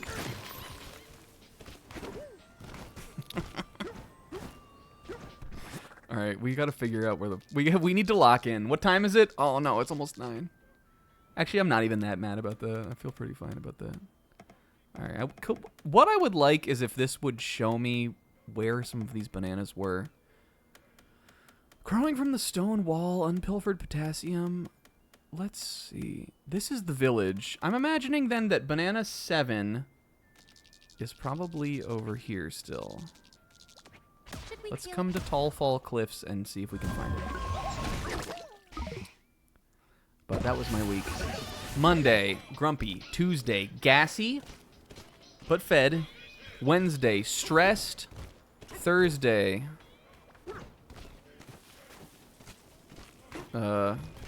seeks to lay the blame. Yours is not to wonder why. Work all week to punch the clock. It's nothing but a fight. Night this joint, we're gonna rock on a Friday. Crazy night. What was I talking about? And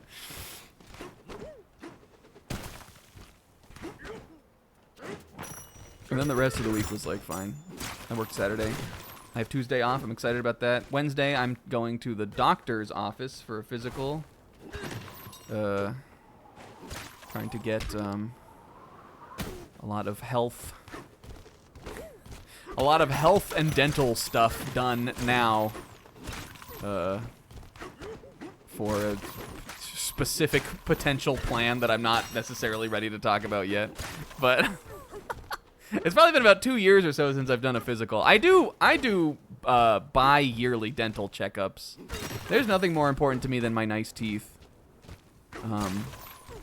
And also my teeth aren't even that nice. I regularly get cavities. I think it's just the way that my mouth is. I have a lot of cavities. Or it's just like my dentist always tells me, like, you know, you can floss and brush your teeth every day, and you might just still get some. Some people just get more of them than others. He said, you definitely do. So I always get dental checkups twice a year, so I can make sure my teeth are good. And I like my dentist. Again, I've been going there since I was in high school. I'm like attached to them.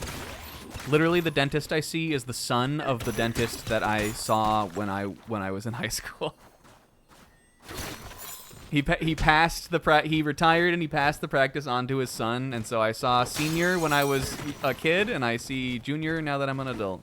It's just a little family practice that I've always gone to. And I was telling the hygienist that I was going to Japan. She was like, "Yeah, my daughter." She was like, "My daughter loves all that video games and anime." I'm a knight. Wrong. Mask Man. Right. I'm not making that up. My dental hygienist was. We were talking about anime. I told her I was going to Japan, and she said, "Oh, my daughter would love that." She was Carmine, I guess. She said, "Oh, my daughter would love that. She's into all that. Her and her boyfriend are into all that games and anime. Are you into that?" I said, "Yeah, I am." We were chatting about it.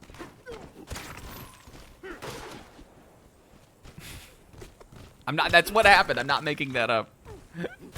It was wonderful. It was actually kind of funny because the last time I was there, I also told. It was the same hygienist, and I told her about that last time too. But I mean, you know, I only go there once every 6 months, and she sees a bunch of patients a day, so I didn't expect her to remember, but I did have to tell her about it again. I knew what she was gonna say because last time I went to her, we also talked about that. And yeah, I'm excited to have my 2 days off this week. I don't know what I'm gonna do on Tuesday. I guess I'm gonna have to handle my car. I'm gonna need to go get my inspection done at this place that I take it to. I know that they'll give me a better price on the brake pads, and they'll be able to do the inspection and everything. It's rather droll, I guess, but I'm having fun with things too. Carmine, One Piece has grown on you. I like it. I think it's pretty good. All right, let me look at this again. Growing from the stone wall, shifty smash. Stuck in a side cave. We're only missing 5 up here. It's got to be in here somewhere. This is where the improved sonar would really help.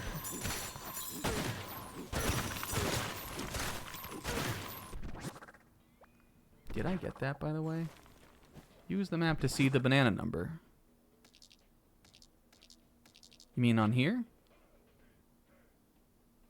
Yeah, well, that's what I was looking at. Because, like, these, like, this 1-7 is before even, like, moseyed into the village and all that stuff. So I imagined that this one would be in this first part of the level. Because, like, some of those bananas are around. Like, I know some of those are around here. It could be here, too. Because I don't think moseyed into the village was right away.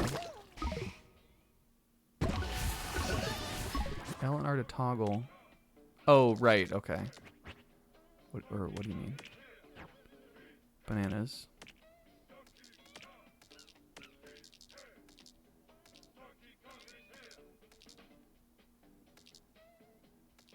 But this doesn't show you where the bananas you found were, right? More? Oh, found bananas. This is what I was just wanting to find. Oh, well, there's found fossils, too. Found footage. Okay, so this is 8. Hey, that's helpful. Thanks, Pixel. And thanks to anybody else who might have already said that, and I just didn't acknowledge it or wasn't paying attention. I missed it. This is 6, and this is 8. So it's either got to be, like, here or gotta be over here? Let's... I wish you could warp to these. I guess it makes sense that you can't. Should we teleport?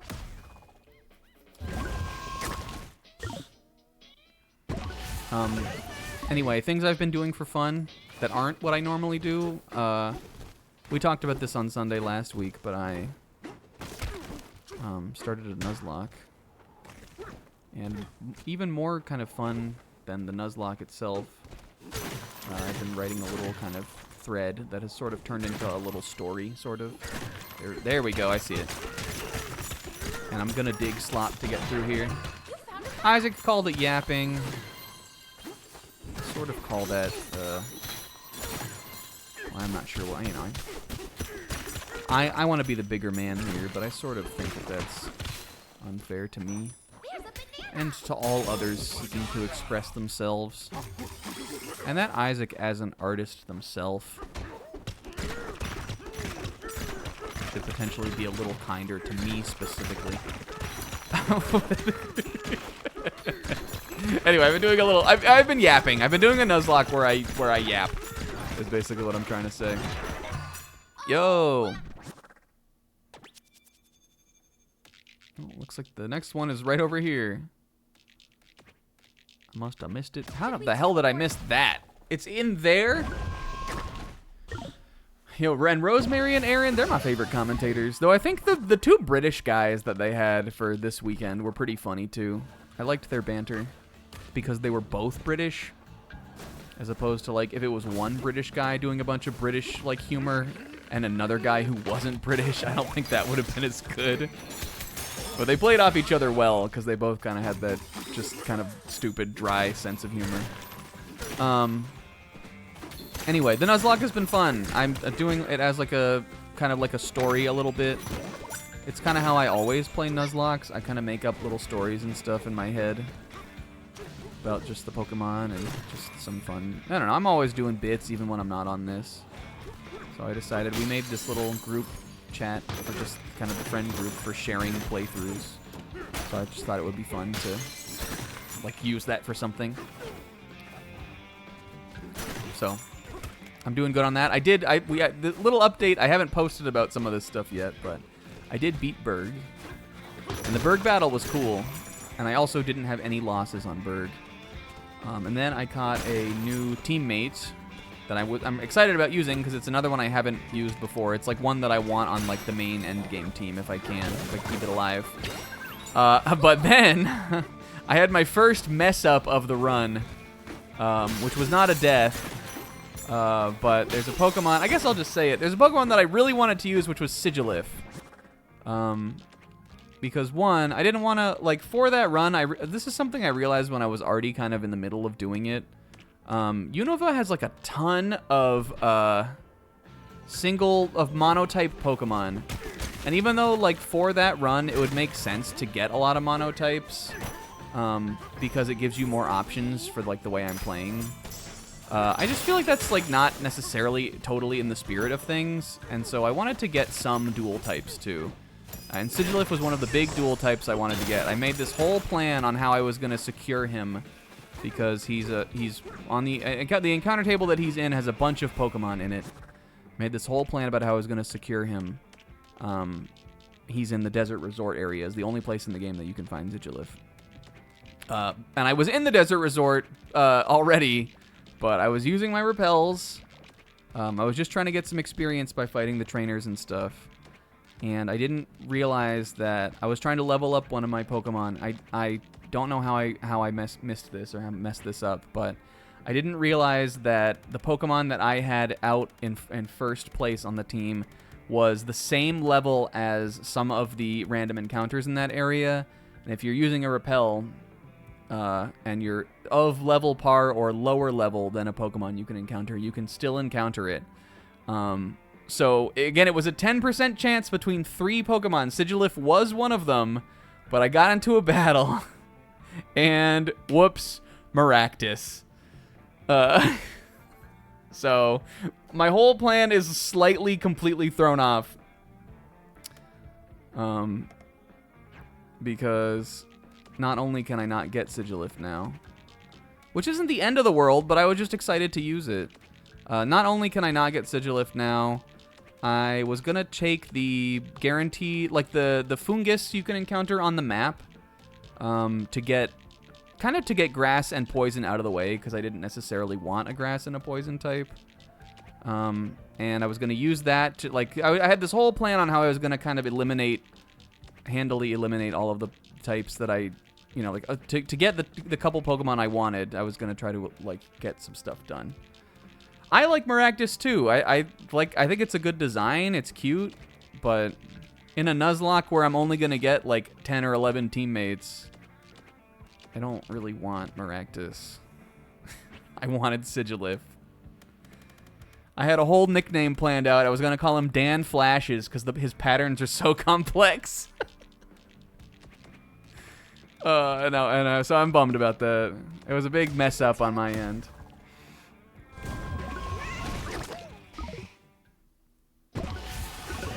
But I'll use her for something. The thing that stinks about grass types, even like around that point in the game or in Gen 5, is that like even like the gym I'd use grass in, like at least where I'm at right now, is Elisa, because grass resists electric. You know, it's just a common. I like that resistance. I know that resistance. I've used it a bunch of times. But in Elisa, she has 2 Emolgas, both of which have Aerial Ace, and Zebstrika that has Flame Charge. So you can and Maractus doesn't have good stats. So you really can't use the grass electric resistance in that gym battle. Elisa covers it. Fuck. You guys, the reason we keep hitting the wrong numbers is that I'm kind of just blind hitting them. All right, some of the bananas though are around here. You know for sure. Sis? There could be one in Poppy Mount, in Poppy Zone. What if Poppy Kong like Poppy Xenoblade and she was a little monkey? She had a little like, oh, it's her earring. Hold on, we have to look at this. Zoom. Look. This is so slay. She Mountain. It's like her little stud earring. An edible earring. Right, we're doing good now. Her Pierce. Pixel, you shouldn't have shown me that. By shouldn't have, I mean, it really helped me to show me that. All right, there's another one that's right around here, right? Edible earring. This one has also got to be on the statues then. Maybe Grumpy Kong has one too. I think we already got one on Void Kong's face. It was like in his teeth or something. Let's go over to Grumpy. Actually, I think Grumpy had something on the top of his head. That might have been a fossil. Remember last week when we buried Grumpy Kong? I thought that was funny. That was one of those stream moments where like I looked back on it and I was like, dang, I'm pretty funny. I don't even mean that in a conceited way. I just like, you know what I mean? Oh, his boogies. Grumpy. I swear those were not there before.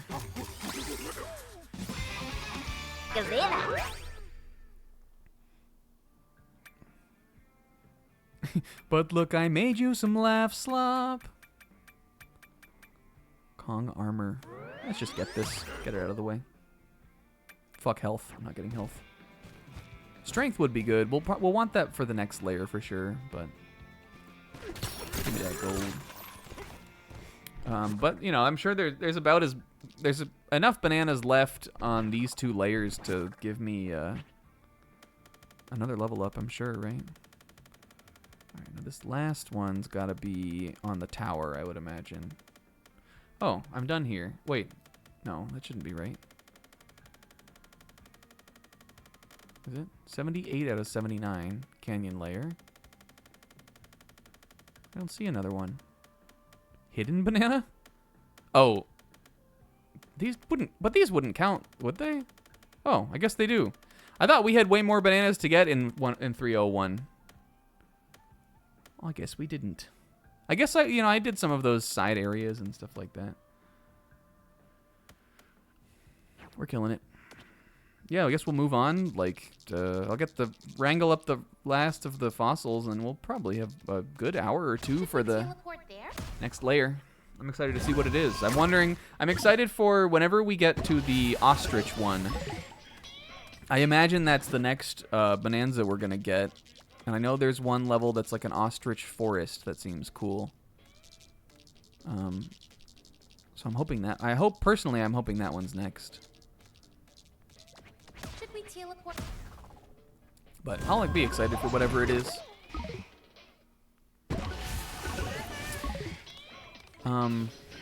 But yeah, so the Nuzlocke's been a lot of fun. I've been playing a lot more cautiously than I normally play in Nuzlocks, and by that I mean I've been using like a guide for. I mean, I usually do this. I've been using like a level cap and like a like a guide for like looking at the encounters and really trying to make like a plan on how I'm gonna handle each encounter and everything. I've even been looking ahead at like what trainers to watch out for on certain routes and stuff, just because I know from other previous experience with that game, with the Unova games, that there are some scary trainers. There are some jump scare triple battles and all kinds of silly stuff. But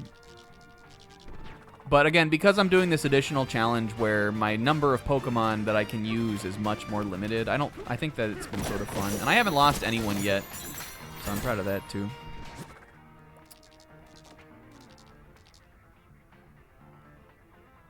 Okay. Well, let's look at where the next one is here. Is there a way for me to tab? Can I do it with right stick? Yes. Okay. Oh, not like that. Wait. Whoa. Okay. Here we go.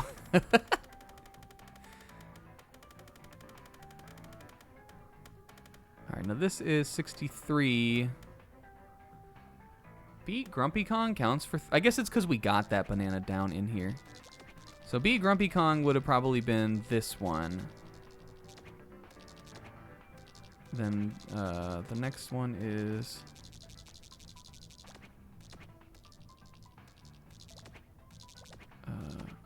we would have followed it around here. Sleep in a dormitory, that's 65. But that one we got later. 77. The next one is probably Cockdroid. 64. What one am I missing? 63? Okay, peak at the refinery. Peak cracked at the raw bastery. That one is, you had to come down to that from up above. It might be hidden just, like, I don't know how much we explored these, like, floating spire things. It's probably on one of these. Which means I need to take the minecart, I think, to get over there.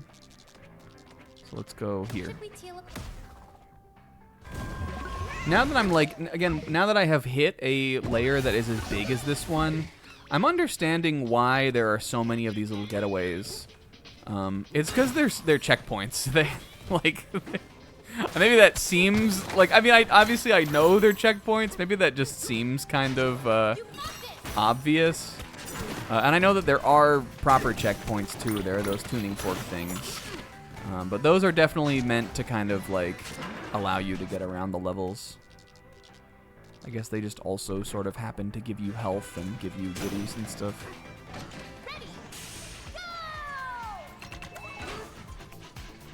One of these I gotta be able to like jump onto.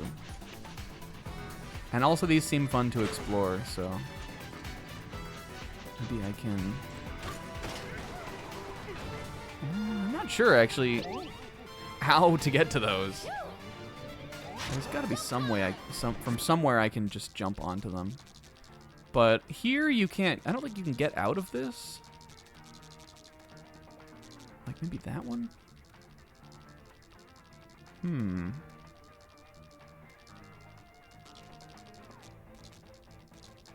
you can't get out of this either. I remember going in there. There's not a rocket barrel or something somewhere, is there? Rocket barrel. There's not a barrel cannon, is there?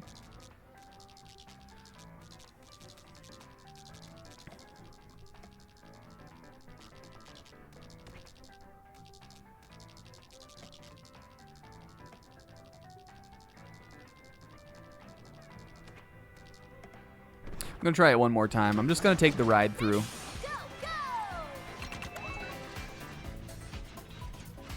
I like how when you get on this, the beat changes on the melody. I do hope this isn't the end of the minecarts. Because I think maybe it was Will who was saying this last week. He was kind of like, just sort of like not like, you know, like, oh, I guess that was a minecart. He wasn't like, he was just kind of maybe a little underwhelmed by it. Or wasn't like blown away by it. And even though, you know, I had fun doing this part, like, I like the little kind of on rails shooting kind of thing to it. You know, it definitely did not spark joy in the way that, like, the, you know, the Donkey Kong Country minecart levels do. It's just it was sort of just kind of more of just like a set piece for this level. And you know what? I'll say it. It didn't spark joy like DK64's minecart levels do. I look forward to those when I play that game. I think they're fun. The chunky one when I was a kid, that used to scare me. That used to scare me. Oh, you know what? We learned we can take a chunk onto the minecart. I wonder if I can still do that when it's got these little balls. Excuse me, get out of here. Get out of here. Let's see. Can I? No.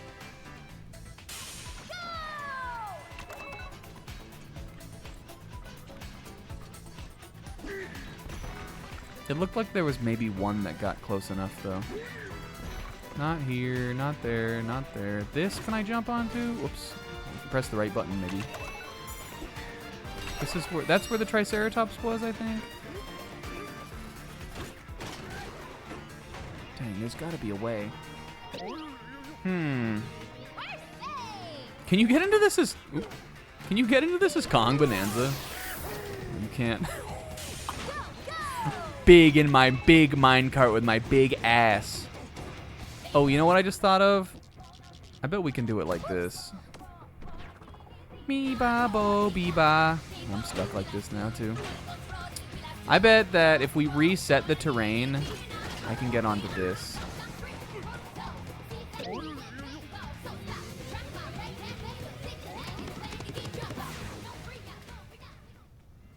All right. How do I do that? Reset the terrain. Reset the terrain. Reset it all. I hate it all. I hate planets. I hate stars. Guys, when are we going to hear more about the Persona 4 remake? Right? Come on. Do you think they'll put a line where Chie bemoans the fact that she could have been a cool dinosaur and now she has to wipe her ass? I hope there's a line like that.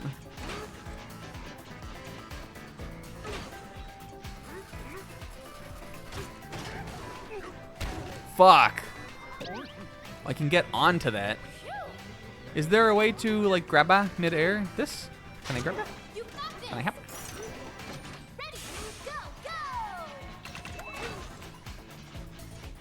You can slow yourself down on the minecart.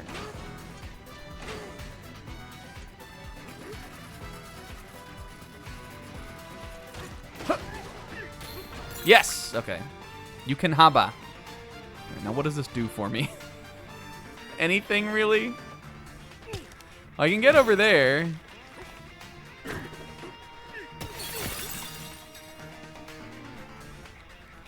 Alright, now I'm up here. There's gotta be something up here for me to get. Come on, Mario Odyssey, guys. You gotta put something up here for me to get. Now, that's gonna be tricky, though. This is definitely not how you're supposed to do this. This may not even be what you need to do at all. It's fun, though. It's fun to have your own fun like that. Here we go. Big chunk for me to do my next move.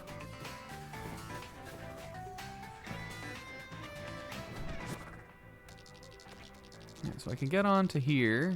That's another one of those little houses. A little house.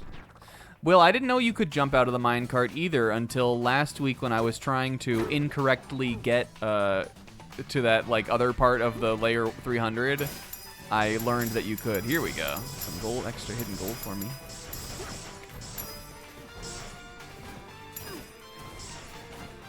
Oh yeah, Wario World spin the rock. Kako eat the slop, Wario spin the rock, and Wario would love Kako.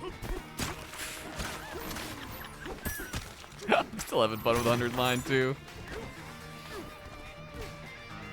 Kako is funny.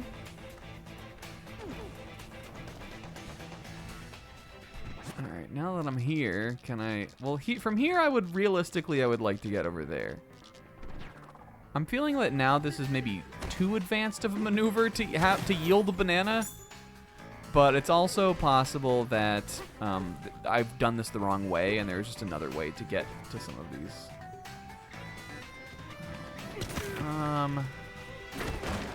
Here, what if we like? I'm gonna use my degree in. I'm gonna use my degree, my double major in archaeology and architecture to craft a plan.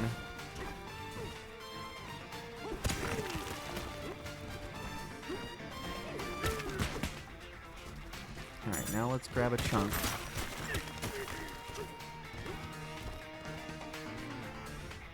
Yeah, me when I'm Indiana Ted Mosby.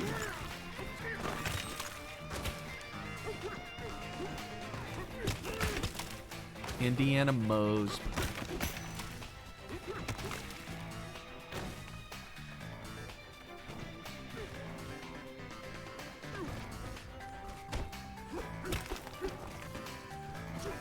Anyway, I don't think we're like way off from this thought. I didn't finish this thought, but I think if there was a little Poppy Kong, Poppy was a little monkey, I think she would have those like the curly ears like I and Data do. She'd have those little curly monkey ears. And a little monkey flower. It would be so lovely. Lovely. It would be so lovely. Alright, watch this. Oh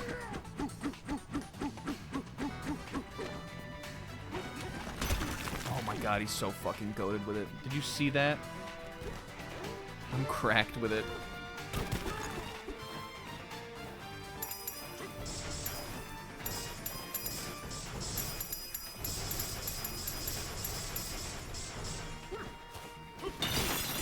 Like, I don't think there's no any way that there's anything in here, but like, but I think we have to see it through to the end now. All right, we're here. I think this is where our journey ends. I don't know how the hell I'm gonna make it over there. I could maybe do it the same way we did it before. Let's get on the roof. Into the road. So they say. Uh-oh. This will take me back, though. This will put me right back where I need to be. Thanks, Pauline.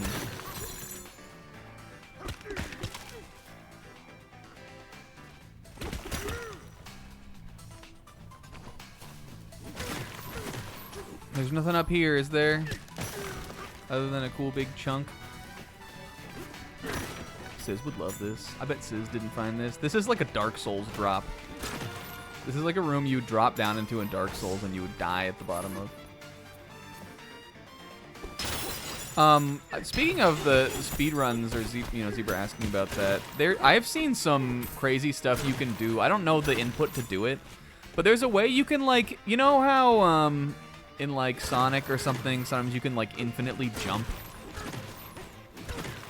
There's a maneuver you can do with the Turf Surf, where you can kind of like you can like infinite jump. You can like float, hover, kind of. And I know that people, upon like discovering that, people were like, "Oh man, the speedrun is busted wide open on this." Fuck, we haven't been to any of these buildings. I hope I'm gonna be able to make it. I might have to use the Cope building mechanic. That's like so far over there. Let's see, if we jumped from... Well, we can take the jump and be safe. If I have balloons, it'll bring me back here if we die. Let's try just what we did before. Wario, wild swing ding, to floating, to surf turfing. Fuck. Okay, well it can be done. You can make it. Let's take a chunk from over here then. Oh, Jesus fucking Christ, snack.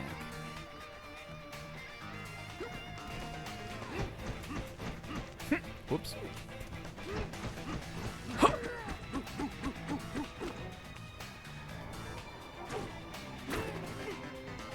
Almost. Again, like, I only 75% like am comfortable with the buttons still, sort of. At least for maneuvers like this. So I'm like, because I'm just kind of not putting in the right input for what I'm trying to do. We could put a little height down. Oh no, we couldn't do it like that. But we could if we brought like some sand up here. But I think I can make it.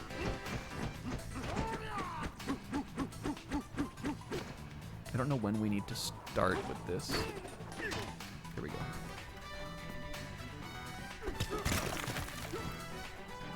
Donkey. Will that put me back where I was? Good. Okay. This I like this like Lakitu-ing thing. There we go. Now we're up here.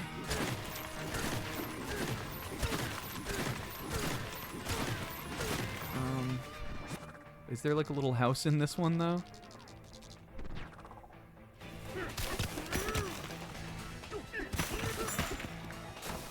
There is. This is so cute also. Again, like they knew you could get in here. I do think that there's not, you know, like there's not as fun of a little reward. But you couldn't really put a Banandium gem in here considering it really doesn't seem like there's any normal way you're supposed to be able to do this. It is a lot of gold, I guess, to be fair. These do give you a good amount. But this is, again, like how Mario Odyssey gives you coins for all these little things you can do. And that's one of the things I love about that game, and that's one of the things I like about this, too. A gold bonus portal? Oh, yeah, that would be cool.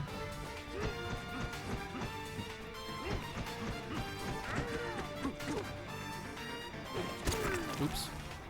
So I'm pressing the wrong button there. So it's, hold on. So let me practice this actually. So it's this, and then L2 again cancels Turf Surf. And then I need to press A, and then I need to press L2, and then I need to press R2. Kind of. Do you prefer your game rewards to be intrinsic slop or extrinsic slop? The effect that like online slop posting has had on like the media literacy of young people, I think is something we should explore in schools. Obviously, I know we're just funning around right now, but like some people aren't. Some people are serious. Some people are engagement farming too, so some people aren't necessarily so serious, but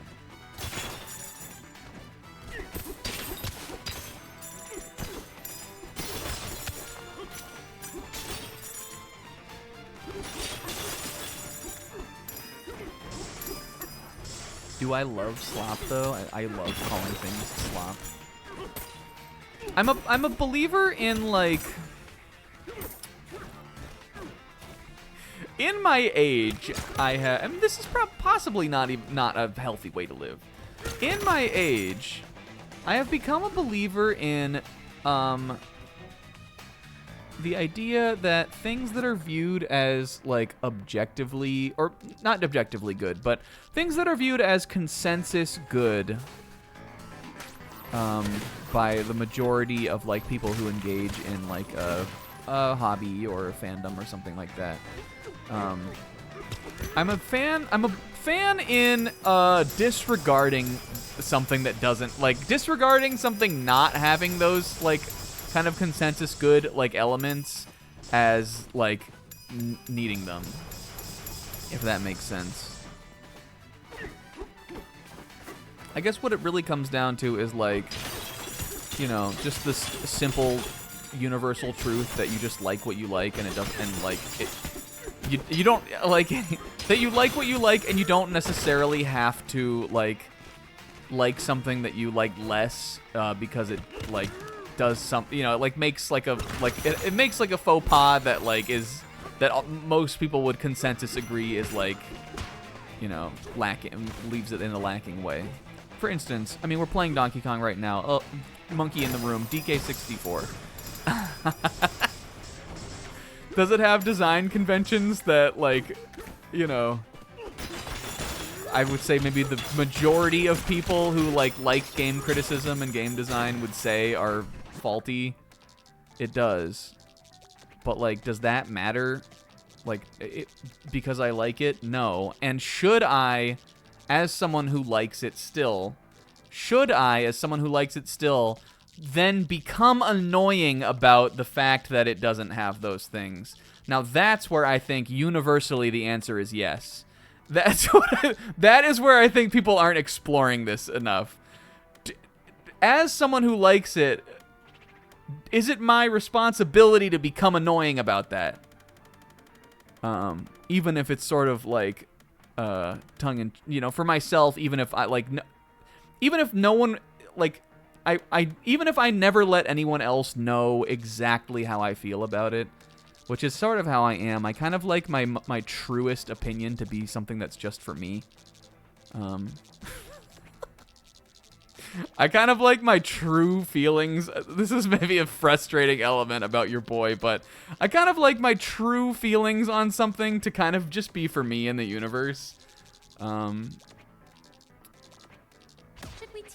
But do I have an obligation to be annoying about the things that I like if they don't fit in line exactly with, again, the consensus opinion on what is good? That's something I felt strongly about in my age. I think it's down there. Hey, that was a fun little adventure we just went on, by the way. I can't wait to grill Sizz about whether or not he did it. I don't think I'm probably going to go over there again. But anyway, where this came from is that, like, slop, like, again, like, my development slop is one that I love. Because, like, character development is good. When you hear people critique stories, a lot of the time, they will praise, developing characters, will, critique, static characters. But I don't think every story needs character development. Hot take. And so I think it's funny to be annoying about that. Is character development good? Of course it's good, but like, no it's not. It's stupid. It's pretentious. It sucks.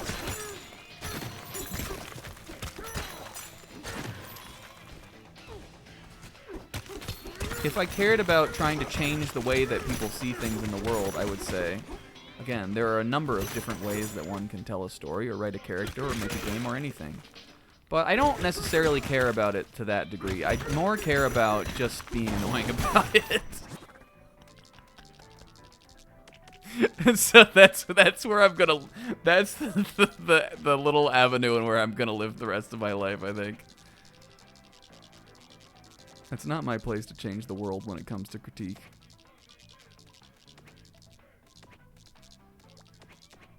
$66, $65. It's gotta be like right around here.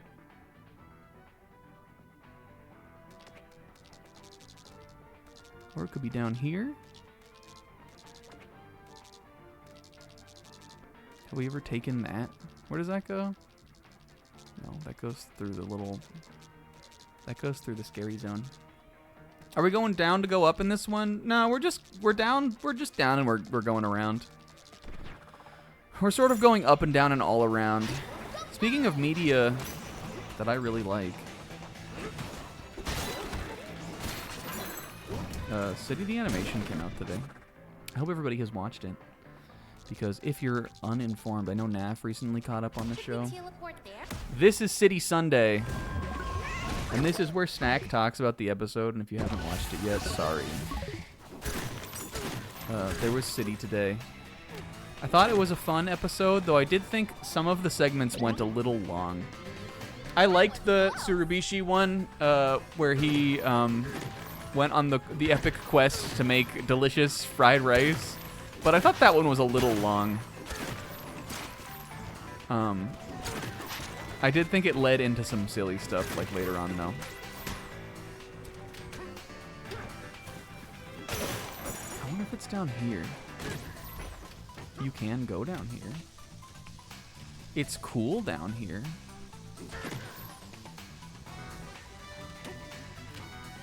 I guess that's true. But I said Tsurubishi was very funny today. I do like the element that's sort of being revealed about his character, that he's like, he quickly falls into like states of depression and bemusal. I think that's like a good bit. All right, hold on. Is it 64 that I'm missing? Maybe it's back over here still. Yeah, he's like Mr. Bummer in real life. Maybe it's down here. It could be. It could be down there. I'm checking that.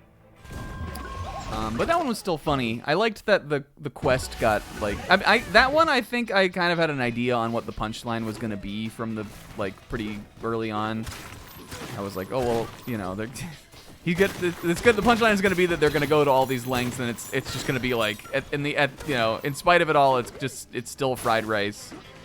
And that is sort of what the punchline was. But it was a fun journey to get there. What were some other? What was my favorite easily was my favorite was Nikura's sinful midnight snack. Here it is. All right. That was my easy runaway segment of the episode today. I have to go back and rewatch that one.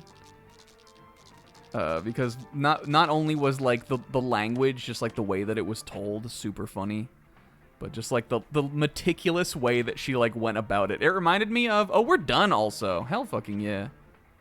All the fossils, all the Banandium. Let's move on, boys. Where was the,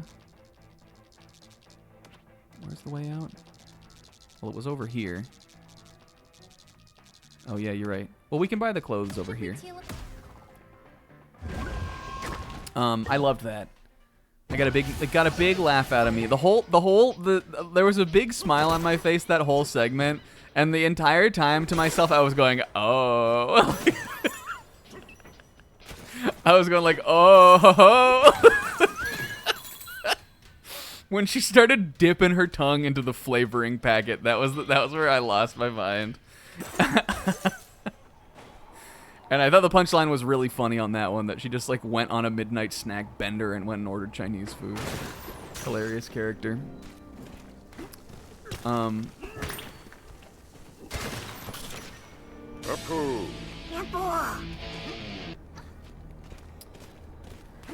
thought the Nikura Are You Mad was good. Nikura had a strong episode and Tsurubishi had a strong episode today, I would say.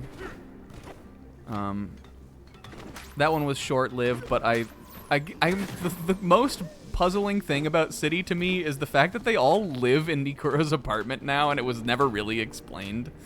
But Wako in her little like PJs reading her little book was cute, and then she had like the best. She kind of had the punchline in that bit, and I thought it was funny. I also think that the fact that Nagumo, the reason Nagumo thought Nikura was mad because she lied. She lied that she had to be at Nikura's funeral to get out of being late to work. Something that they probably wouldn't even have cared about anyway. But I don't know, that one was funny. And I think Wako, I was thinking this today, I think that Wako needs another segment that's all for her, kind of. Because even though I still kind of think she's my favorite, I feel like she, like, since she kind of linked up with the other two, she has just kind of been, like, in the background, like, as an additional bit for them. Other than, like, that very first Wako scene, which I absolutely loved. That was kind of like my hook for the show, for the first episode. But that was, you know, It's 5 episodes or 6 episodes ago now. Oh, Grumpy Kong. He makes the soldiers. All right, what's the cool level? Oh, we have to go through the labyrinth of Amala first. Oh, yo, you can do this. I think I know why Boyd and his crew are stealing the bananas. A fractone back there told me they're melting down the bananas and using them for energy. Apparently, that big machine. You talked to a fractone that I didn't talk to? Energy to dig through the planet. Those thieves are gonna steal every last banana from the underground world. We can't let them do that, DK. DK. Oh, cute. Oh, dang, could I have been doing a little, like, quest here? Don't I need... Isn't these one of those guys that you collect? What this... Who's this little guy for us? He help us? Oh, he's eating through the... Oh, I see. He's eating through the layer for us. Oh, maybe it's like a... Oh, is it like a water? Like a... No, this is cool. I think this is just sort of like the open... Sort of underground must. I'm flying with my guy here. I'm flying with my guy here. What's it gonna be? Layer 400. Oh. Oh, okay. It's like a... This might be one of those kind of like more straightforward layers, which I actually want. I'm happy with that if it is. Because we might be able to knock it all out before the end of the night. What the heck is this? Will, this one has a Chiquita sticker. Getting a picture on this. Will, this is kind of what we were talking about. Actually, this is a great picture. I love that. Look how good. They're both... Oh. Stomp and Clomper.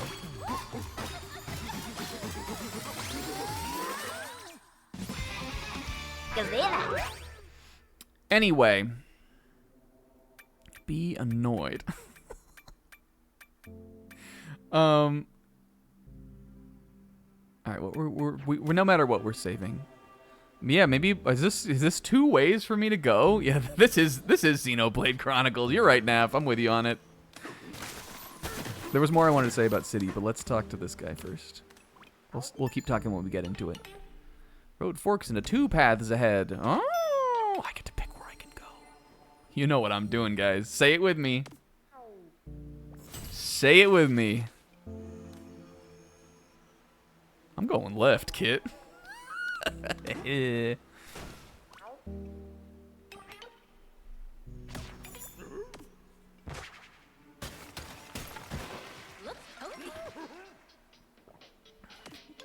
Ever since that day, I have never known right. Yes, that's awesome, Zebra. Like, you didn't even need to ask. You just, I know Snack's gonna go left, so. Or the path of snow. Aw. How do we decide which way to go? She made a little rhyme. Find the bananas. That's all I know. Maybe if we get some sleep, the answer will show. I think a funny element of Pauline is that, like, I mean, Donkey Kong, I'm sure it's a blast to be around him. He's just like a fun-loving, funny little monkey, like funny monkey guy. But because he doesn't, like, he can't really, like, talk to her, I imagine that Pauline has to kind of, like, to keep herself from, like, getting bored sometimes. I imagine she does kind of have to just make up her own little things. And that's where a lot of the, like, Pauline is wondering about some silly thing and not sleeping comes from. It's because her adventuring partner, while a lovable guy, is not the most conversational character, I feel like. What the heck is this? Oh, switcheroo goo. This is like Portal. Look at this. Look at this. Would you look at that? The goo is here and then it's there. This is very Mario. And they called it Dig Slop. Anyway, so my number 1 favorite, I think, this week was what am I trying to? What am I saying? We already talked about it. Nikura's Sinful Midnight Snack. But runner-up was definitely the barber. I loved that so much. I thought that was so heartwarming. Just a very, like, kind of, like, nonsensical, like, funny, but, like, it was sort of nonsensical and funny, but I think it did a lot for just, like, the universe of the show, even though it was about a character we had never met before. I really liked it. The divide, you must decide. I don't want to know anything about the path, Usopp.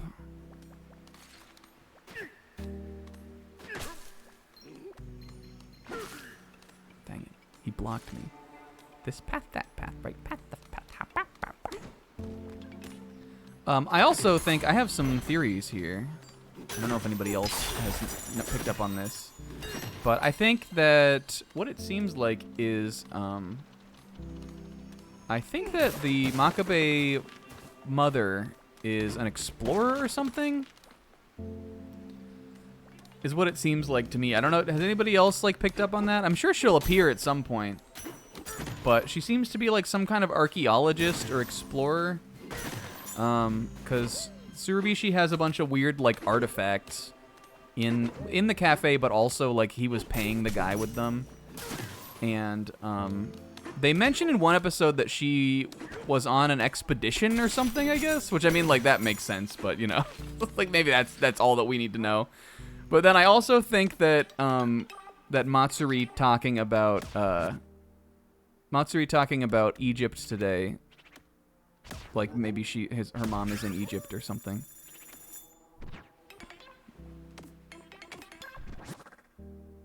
I guess we didn't really need to do this. I was gonna go down there anyway.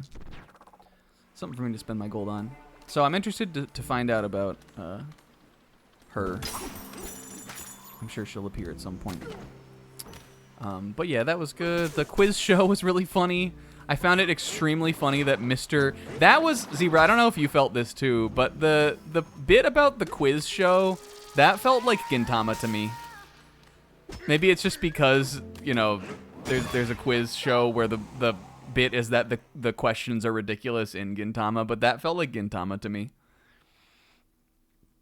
But the fact that the Quiz King didn't even get a single thing in the quiz, not even possession of the 3 bugs at any point, I thought that was a really funny bit. And was there anything else? And Nagumo and Matsuri being cute and funny I thought was good too. I liked the punchline of that one also.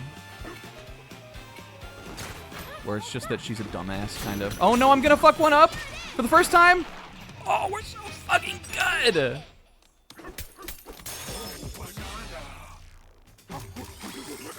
Ryota-kun won a Hawaiian vacation and a priceless diamond. And Nagumo won 3 bugs. And Tatewaku had possession of 3 bugs for 1 turn. And the Quiz King jobbed. 600,000 yen worth of prizes. Hilarious. Funny show. I know I just recapped the entire episode, but I think you should watch it still.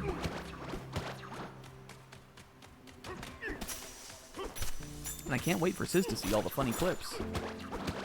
What is this, Shrek Super Party? In a way, Naf. I don't know what that means, but in a way.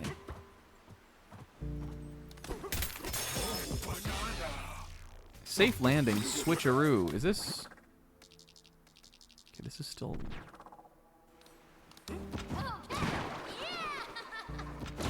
Whee! You collect bugs in that one. 3 bugs. That got a big laugh out of me. And I think that's all of my like current events things to talk about at least.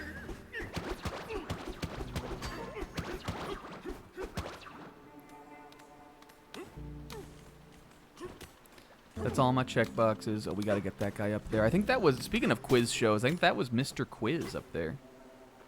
Remember that like weird quiz fractone guy? A banana!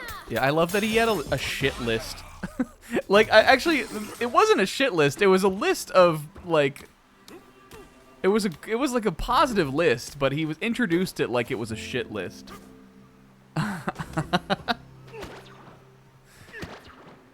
He tiered his friends. And my favorite part of that was Echan, and I love her. She's so good. Oops. DK.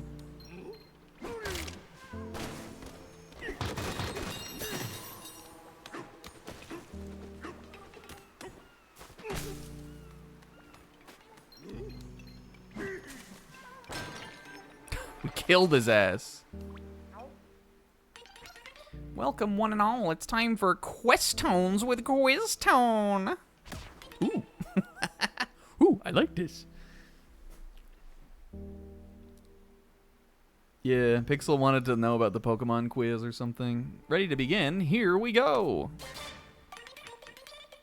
What do some of the salvager monkeys have attached to their fishing lines? A magnet.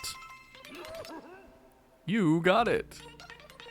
Smashing my head into the ground because I'm so psyched that we got it. They may be fishing, but they're not out for fish. A magnet is the best bait for reeling in sunken crap. Here comes your next question. What was running wild inside the Banandium refinery? A mixer. The refinery is all the worse for wear. If Voidco has been monkeying with your tools, you'd better check your warranty. Keep your wits sharp, because here it comes. Health. What if Donkey Kong Bonanza had a willpower meter? Had a will powers meter. Congratulations, you got them all. Hooray.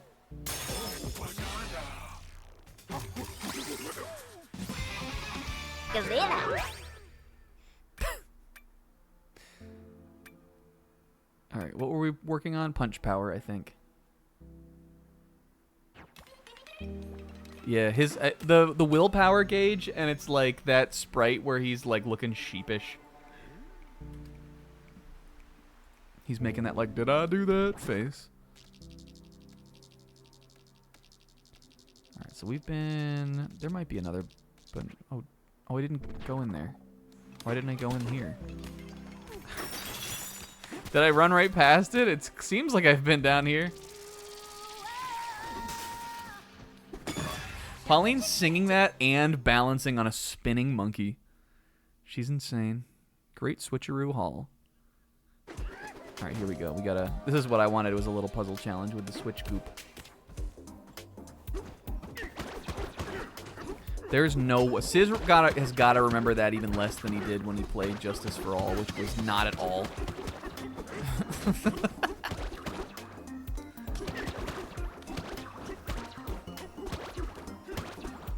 I was thinking the other day about how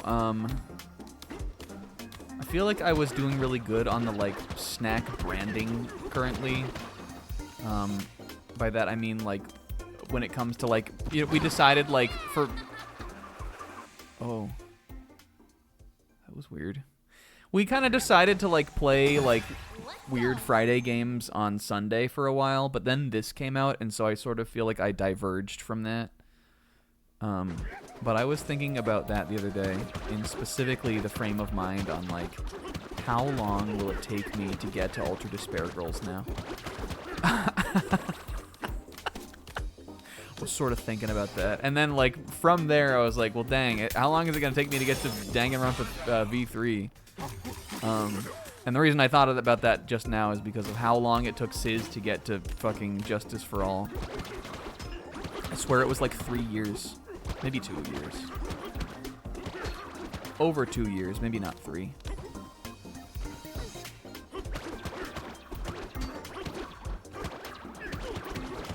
And do I think I'll play V3 before Sis plays Trials and Tribulations? It's possible.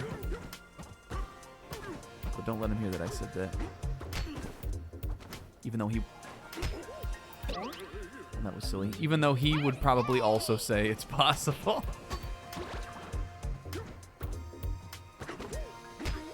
It was close to 3. It was definitely more than 2, though. I like this song, too.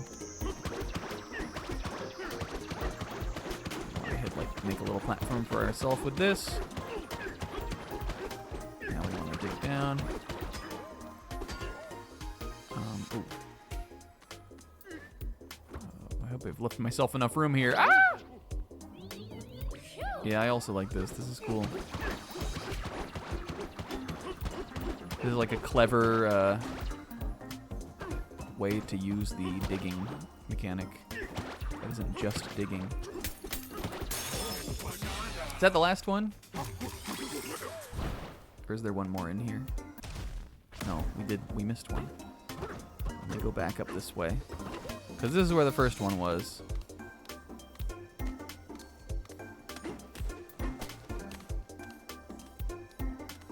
That's in there, right? Is that, it looks like. Alright, so we want to like, let's see. I'll like break out some of this.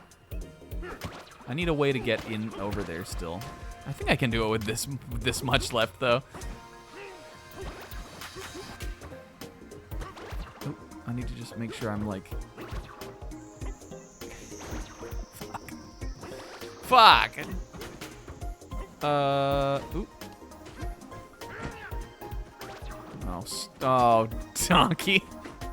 I mean, I know I can go back over there and break some more of that off, but I've got a schedule to meet here.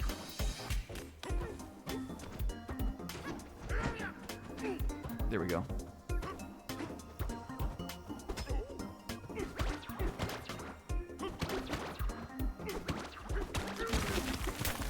Haha! That's a tricky one. A switcheroo breakthrough.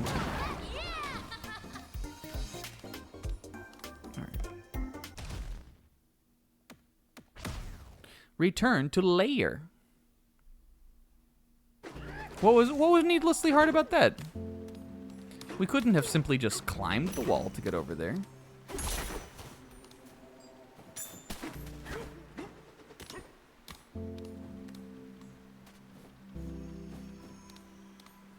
Because you can't climb. Well, you can climb this, but you couldn't climb that.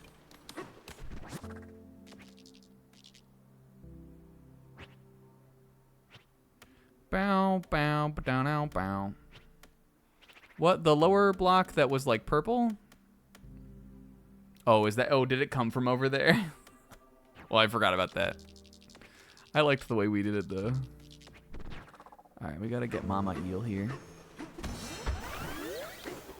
The rolling punch. I like how when this shows you like how far down you are too. So I wonder if like these are gonna be like layer like 500A and layer 500B or something. If they'll like both be on the same level of ground. Where the heck could Cranky Kong be? I know I mentioned wanting to go to the forest level, which has definitely gotta be that way. But I simply can't choose not to go left. We have reached a fork in the road. One branch is snowy, the other is leafy. We are deeply curious about them both. Either one could lead to the origin of us. In a moment of indecision, we stand on one foot and spin around until we are overtaken by dizziness. And once we fall over, whichever path we point toward will be the one we follow. At least they both point down. Did you guys ever used to play Dizzy Shoe? Fuck that shit, by the way. When I was younger, we used to play a game called Dizzy Shoe. The objective of the game was to get a shoe. How you play the game, though, is basically you hold a shoe above your head. You like spin around, spin around, spin around, spin around until your friend says stop. And then you throw the shoe. And then you have to leap. Maybe you don't have to leap, but that's how we always used to play it. You throw the shoe, and then while you're still dizzy, you have to recover the shoe. A lot of the time we would throw it, and then we would like leap in the direction we thought we threw it. And because your equilibrium's all messed up because you're dizzy, usually you leap off in the complete opposite direction. It was just a funny thing we used to play when we were bored. All right, Cranky. Blah, blah, blah. Snack a yap.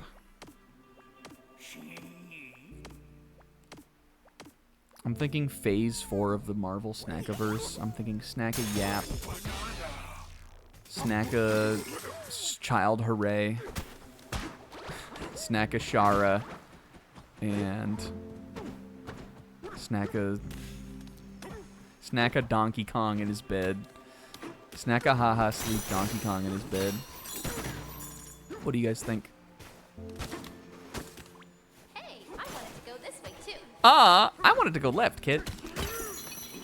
She's such a cutie.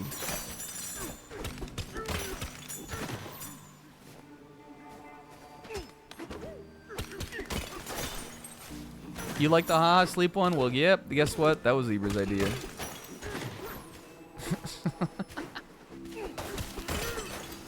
The only idea I had was snack a child hooray, which was something that Sizz made up. And snack a Shara, which only I want and only I know about. Good work, Berg. Fuck that. Fuck that.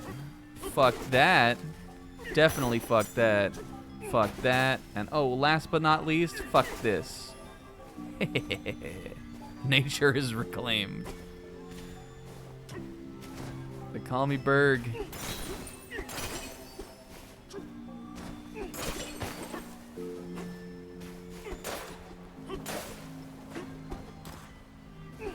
Would there not still be a Banandium down here, though? No, we have them all. Never mind. The last one was Cranky's Rant. Cranky's Rant Sona. Bruh. Koraidon wins! Pixel, just tell me who won.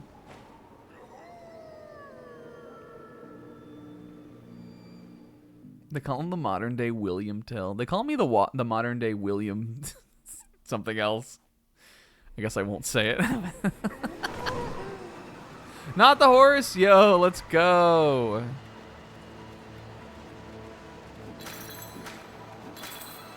I don't want to dox Will. They call me the modern day William Bridge. Remember we were just talking about how Pauline gets ski cozy? She's gonna get so fucking cozy now.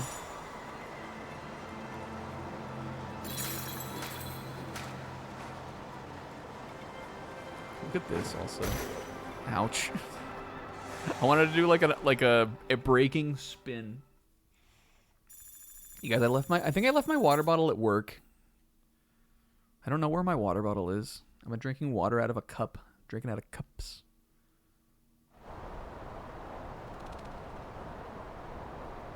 Freezer layer. This is the zebra layer. I saw this one in the trailer too. This is the Marty.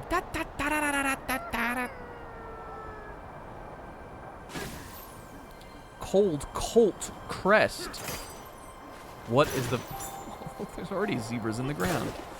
I wonder if this is the way Sizz went. Do we know which way Sizz went on his game? Broach, have you done this level yet?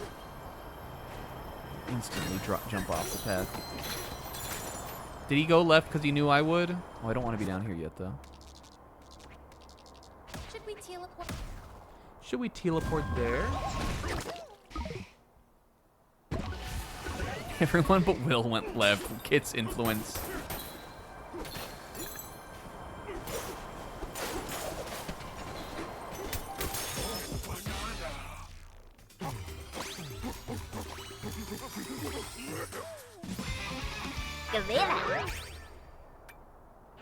One more. Except it seems like a lot of the... Let's get down from here. Yeah, Pauline, we need to get you some new clothes. Is this like a little ice cream rock? It seems like a lot of the, what was I gonna say? The fuck was I just gonna say? Oh my god, I completely lost my train of thought. Let's see, gorilla, power-ups. Oh, Donkey Cold. Donkey Cold die. Oh no, I feel so bad. We gotta get them some nice warm clothes to wear. Polly needs new clothes. What the fuck was I just talking about? I don't know. I'm over it. I'm gonna go get some water real quick. And then for the last, like, yeah, hour and a half, we'll get started on this level. And that'll be good. Oh, can I... Oh, snowboarding zone. Oops. We can reset the terrain. I bet they'll tell me to do that. Because look. This is for you to go, Oh, this looks magical. Okay, I'll be right back. I'm leaving Will in charge. And I'm going to be cold for a minute. I'll be RB.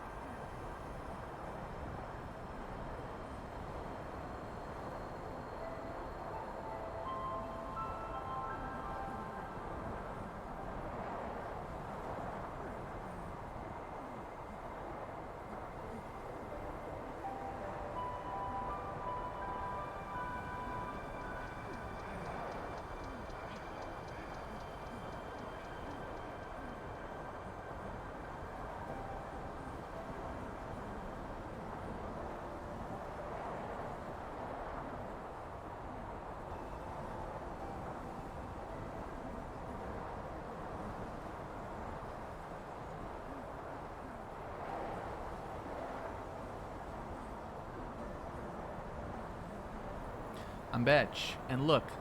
Pow! He's so fucking nice with it. Zebra was the one who fucked up today, not me. Oh, look! Oh! Hold on.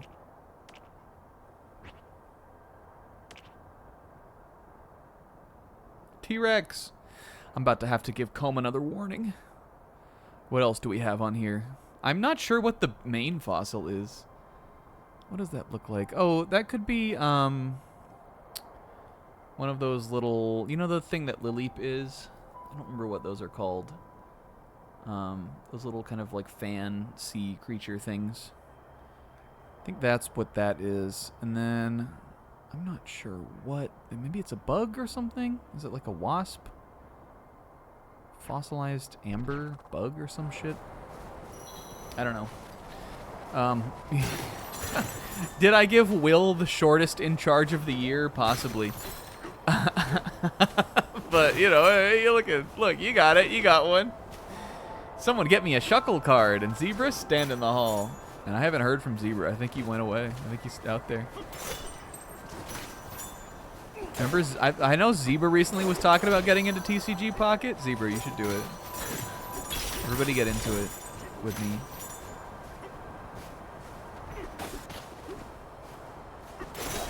Play the game with me, dude.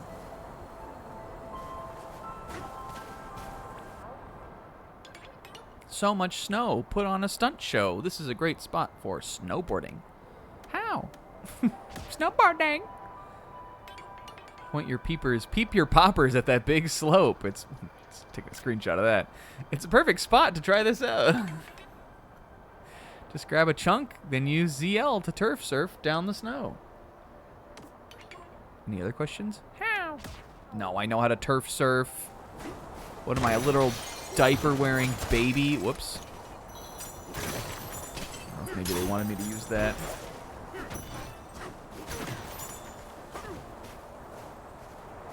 A cooling tower. Respect its freezing power.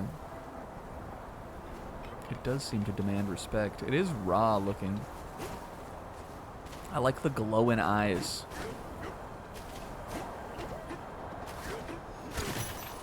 I had to close my windows when I went on break as well because listen, we're just airing all of our dirty laundry today. And airing is the right word because guys, my house is stinky. And I don't know why. Normally I pride myself on having like a nice smelling clean house.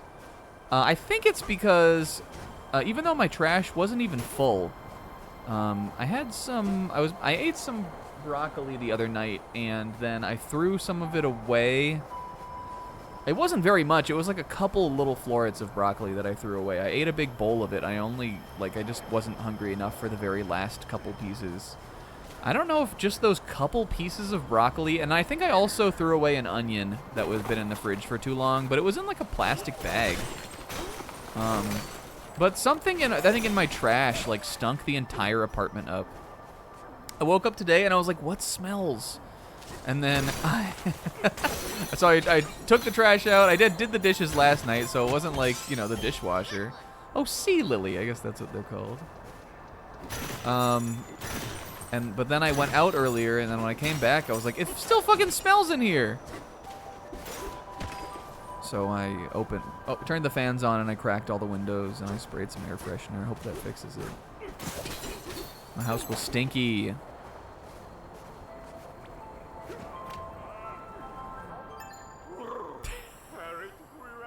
These guys are so crazy looking. He really does look like Madagascar, don't we think? He does look like he's gonna go circus. Welcome to the freeze layer. Folks usually come here to enjoy our cool frozen treats. But lately it's been way too cold for comfort. It's bad, bruh.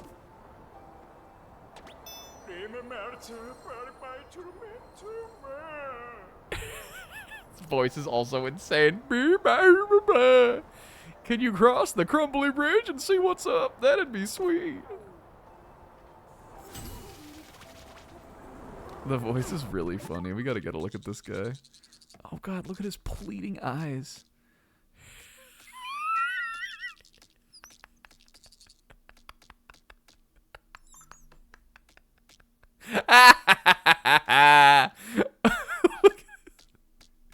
I wish there was a way for me to see more of his face, but also keep Donkey Kong's face in it. I want something. Oop. I want a funny filter on this one. Letterboxed. Perfect. What could be funnier?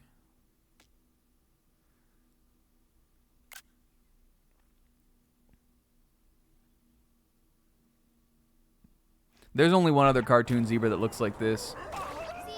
Oh, yo. You can... Oh, my God. Look at these zebras. I didn't mean to knock your parka off. I just wanted to give you a high five. I didn't know that would happen. What is this? Zebra ring? Zebra spoon? This is going to be a tough level for you, Zebra. I'm just letting you know. We're about to be saying hella zebra all the time.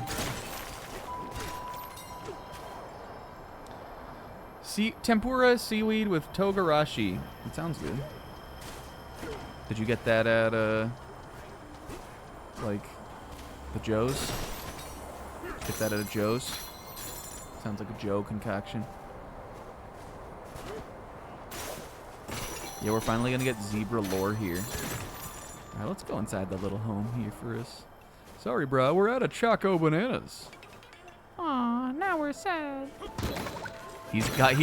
Oh my god, I destroyed his house and his whole livelihood. I wanted to look at that. Hold on.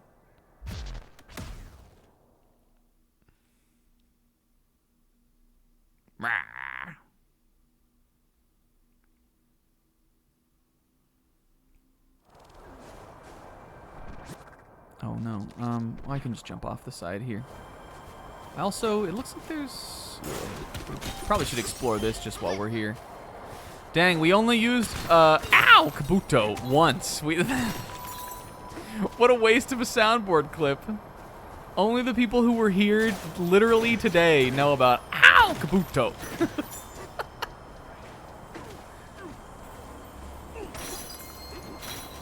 I was pleased with that one too. I thought it was funny. I don't know what the hell I'm gonna make it for this one. We could still just play it for these fossils, but it's not really the same.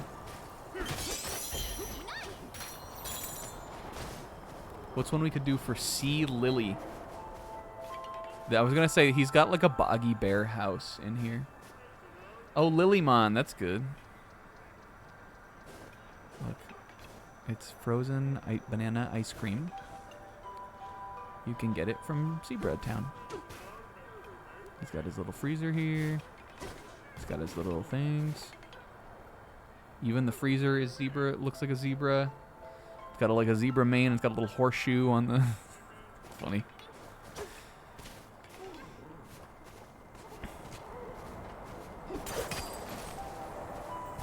One of my favorite Mitch Hedberg bits of all time is when he says, I would hate to butcher it. One of my favorite Mitch Hedberg bits is, a guy came up to me and asked, would you like a frozen banana? I said, no, but I would like a regular banana later, so yes.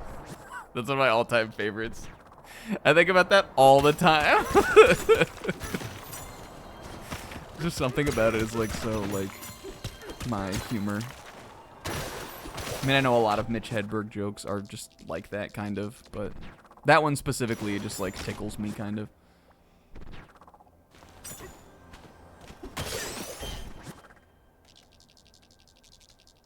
Should we teleport? Look at this whole thing in here.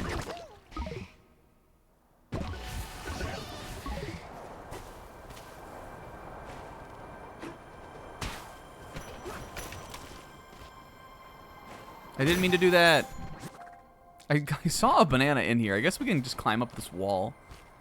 Climb up this elegant walk. Oops.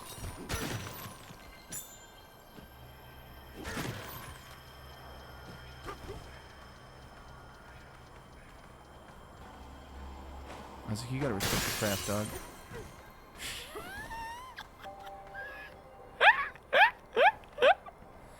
I gotta get over there. I gotta get me that chest. Dang it.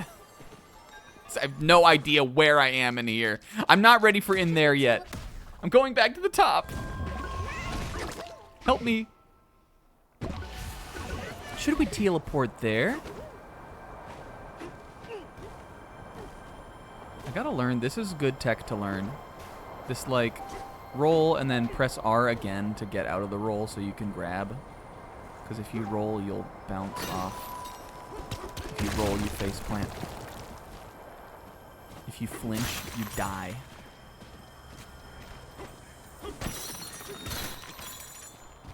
And oh, cozy house for us. It's our getaway. You've built one getaway in this layer. You get one thing. I know we're gonna get like comfy warm clothes in the next shop. But do we want to wear something like kind of different until then? I think I might want the sunset red fur maybe. But we'll have to see if there's a new like fur available.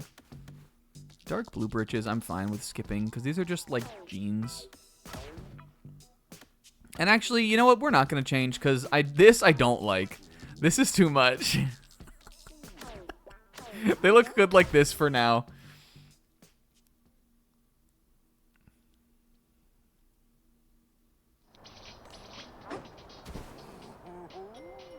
Oh, tired. Don't fall asleep in the snow, guys. You'll You awake? get hypothermia and die. Listen, do you hear that? It's the sound of water, right? Maybe a river or something. The sound of flowing water is so relaxing. I bet I sleep real good. It's like the snow up, like above them is like about to melt and just come right down on them. You know, Zebra, that Gintama arc where it's one of my favorite bits ever, where Gintoki and Kagura are in that are in that like igloo. They're like having like a spiritual like next level experience, and they're doing those stupid eyes. Good night. That's what DK and Pauline are doing in here. That's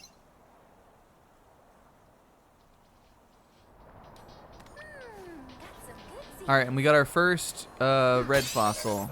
It is an amber. Oh, it's a zinger! Ah! I don't think we've seen any kind of like throwback fossils yet. Preserved bug. All right, we got to read about this. What's a good thing we can put for amber? What's the next thing? Aerodactyl. All right, I'm done, Kingo. You saved us. We can still do Pokérap. Again, there's only 10 of them, but we can still do Pokérap bits. Sea lily, a relative of the starfish that captured prey in its petal-like arms. Natural resin solidified into a jewel after trapping an insect. Having a few of these puts some zing into a collection, veh? That's cute.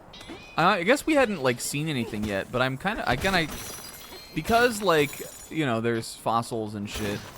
Like especially the crocoids seem to they seem to maybe be Kremlings, like gold encased Kremling skeletons or something. I you know, I haven't been completely oblivious to the fact that I wonder kind of like sort of what that means, if it's just like a fan service thing or if there is any implication to it.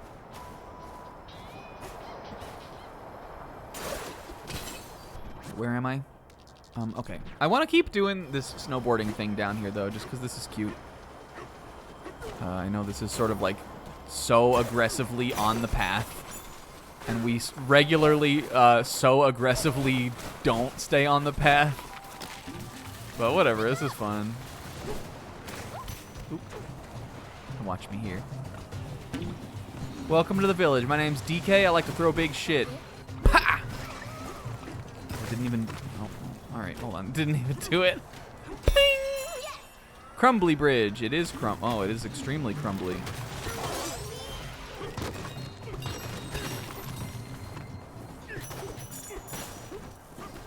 Did we have one for the sea lily? Did we have an idea on that? Aerodactyl! Mask man. It's the 16 facts. Oh, this is cool though. This is like... Oh, Lilymon. Yeah. Oh. It looks like snow, but it's actually like a bed of like winter leaves. It's a bed of snow leaves. This is so cool. Alright, where am I? I think we're gonna, let's see, we'll explore up here, over here, and maybe back around here. Again, this like first area, this whole inside there is hollow. This is the crumbly, well, maybe we should go to the town first. Let's do that. Town first, then that other stuff. I feel like I need to learn my fucking lesson about, and how do we defeat the crumbly bridge? Easy freezy? What is that, a little 3 pill bugs? What was that monster? Mask man. What was that, like 3 pill bugs? I don't need a lesson on eating. I don't need a fucking lesson. Yikes, brah, this cold snap stinks. I'm worried about the cooling tower. We fix problems? Hell yeah, we do. Path for zebras and a path for not zebras. Oh, I bet this is the Bananza power is what this lets us do. For Beepa? If you were a zebra, you could dash straight across the crumbly bridge.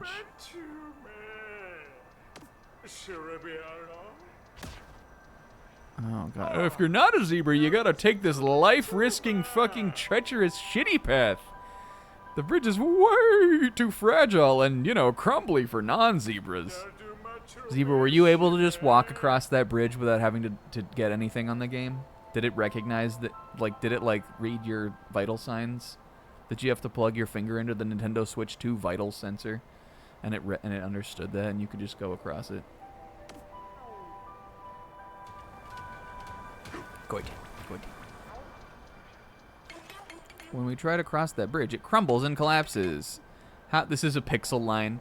How come only zebras? No fair, no fair. La la la la la la. How come only zebras?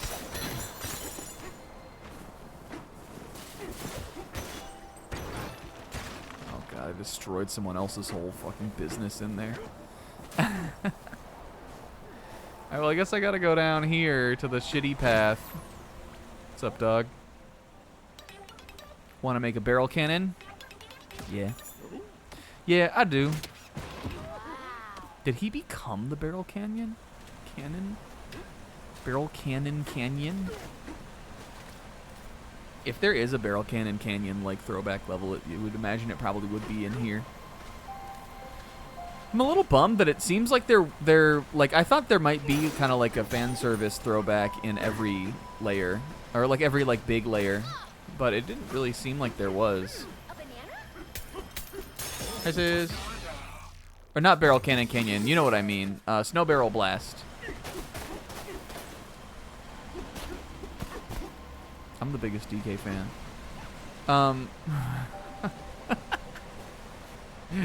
I'm the biggest DK fan. There was one that was like, the one that we did already was kind of like Barrel Cannon Canyon. Isn't that, I think we were talking about that already.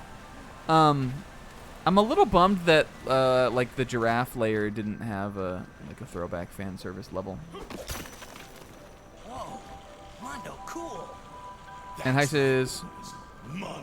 Says everybody told me that everyone, including you, excluding Brudge, went left. Some of you knowing that it's the direction I would also go. And Sis, thanks for the resub. 89 months. How? What? Is this the same one that I found? No. But also, these a lot of the time just go like. These don't go. You think these are gonna go somewhere totally different, but they don't. Usually they just go to a little zone. Like this. A little zone. He followed Heim own heart. Mine.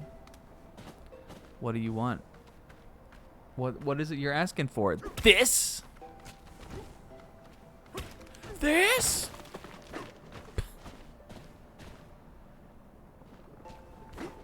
Oh, lava zone. Oh man, Pauline is not gonna be able to make up her mind about whether or not she's hot or cold. You can head up from here. God, such treachery. Oh, the treachery. There's stuff over here too.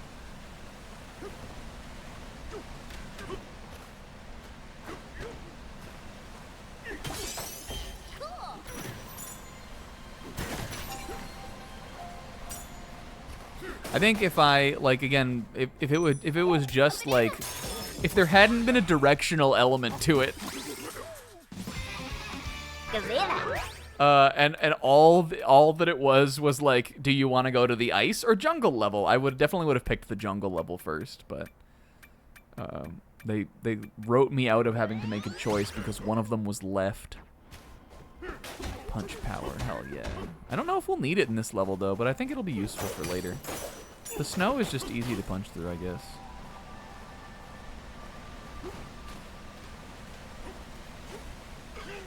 Oh, don't slip. I knew that was gonna hurt you too. I knew that was water that would be cold and would hurt you for Donkey Kong. Pauline, please don't catch hypothermia.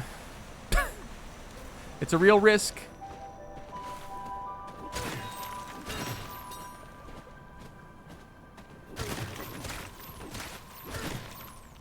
You guys ever thinking about like, do you ever think about like hiking the Appalachian Trail?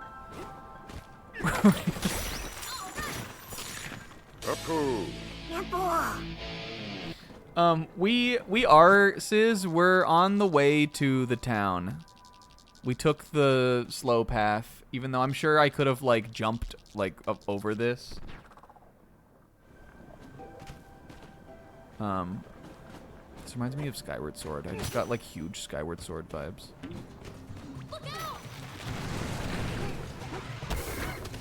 And says, don't even worry about like not getting creative and me following the path, because you need to see what we did in. You need to go back and look at what I did in the Canyon Layer 103 or 301. I mean, we got up to some silly, goofy shit in there for sure.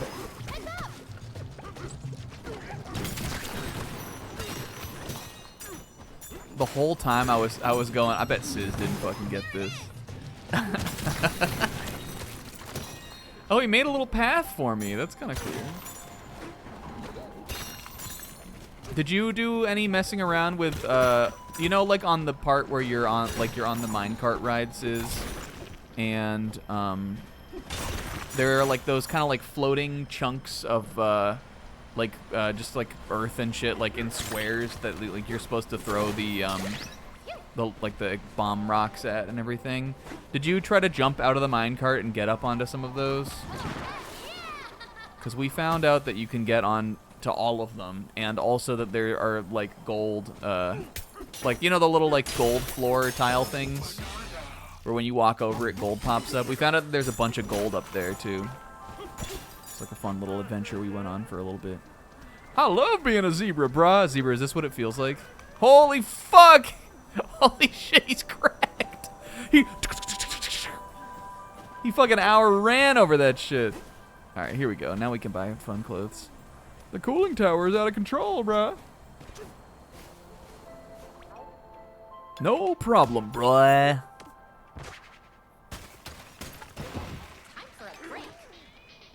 Time for a break. Pauline, let's buy nice clothes too, so we don't get hypothermia while we're asleep. So we don't get hypothermia. We did too, but I'm not sure why. I think I was looking for one more banana in there, and for some reason we were like, I wonder if it's over there, and then we just sort of started seeing like what could be done. When it was clear that like you were not expected to get over here, like, you know, by the main objectives. I thought this was like a little ladder I could climb. Well, I can climb it, as you can climb everything, but. Okay, sorry, town time. I think Sis was the one who told me about helicoptering. He showed it to me last time when we were playing. Yeah, we did a lot of this to like get where we were trying to go. I think Sis showed me that. Okay, one more thing first before we get warm. We're going in here. Because these are fun to do. Red hot rotations. I'll be a little bummed if the switchy goop, whatever, doesn't come back. Because that was cool. I'll be bummed if that only exists in that one like very like in between kind of layer. What do you call that? Transitional layer, I guess. 3 pill bugs. Oh, another thing about City today that I thought was really funny. And I've like noticed this guy like before, but just that he like kind of came up for the first time today.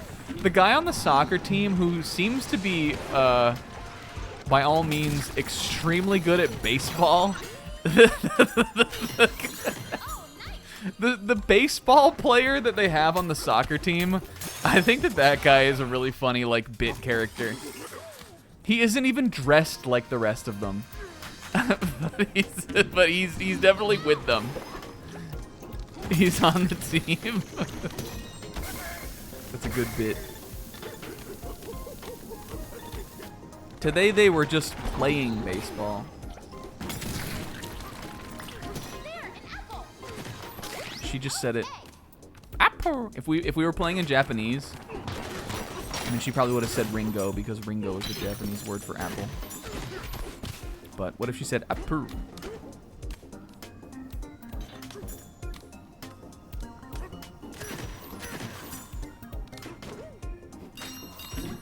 There's something over here. These are cool. I like this already. This like kill bug mechanic.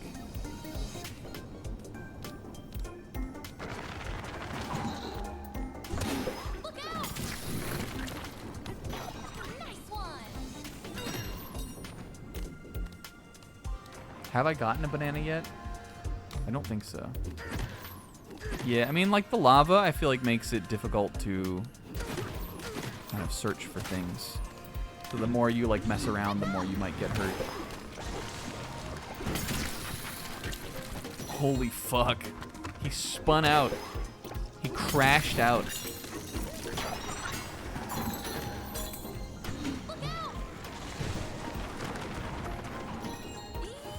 Yo, give me this. The Divide Forest Path. Well, I haven't gone to that yet, though. Crash out is like... How do I... It's kind of what it sounds like. I'm sure that's not helpful, though. Crash out is like, it's like, kind of like rage quitting in real life. It's like when you're like so like fucked up or mad that you're just like, you just like go out, like, I don't know, like you like go off on one.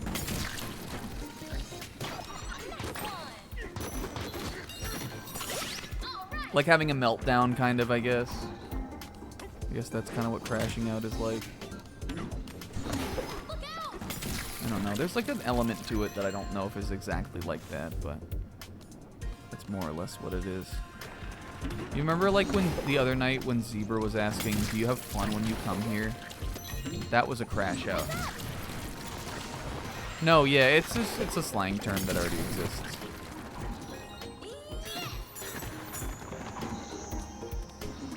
I think we probably want to get over there.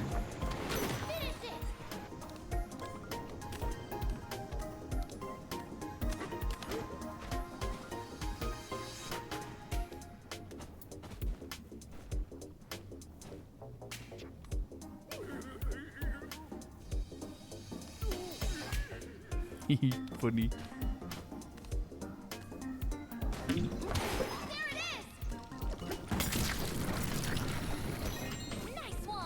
One of these, mark my words, is gonna be like hidden under some lava or something. When are we gonna learn about that celebrity girl? They've given us everything but a segment that features her.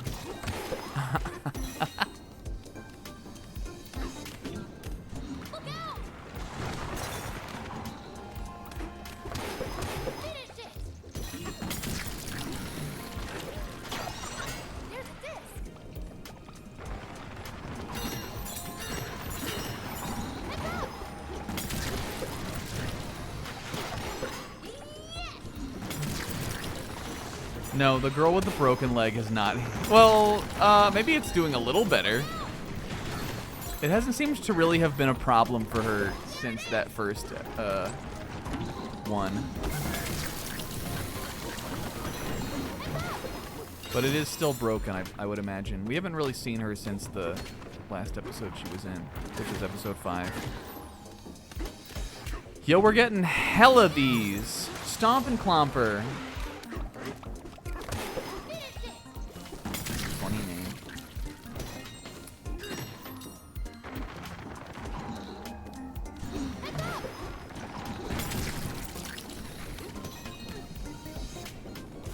Oh no, Donkey. Ah!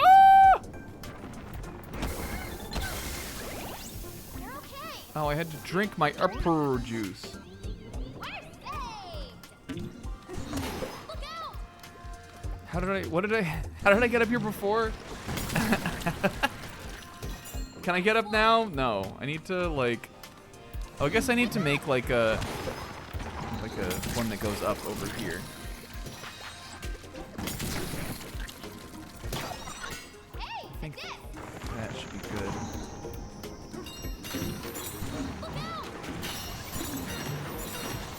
Well, we know there's got to be at least like one that's like around here somewhere. There's a Banandium gem in there. Is it over here then? Well, let's just see where this goes. Yeah, there we go. Okay, there's one. a banana! This is probably the last one though. Wait, no, I have them all. I didn't realize we had 2 already. Hooray!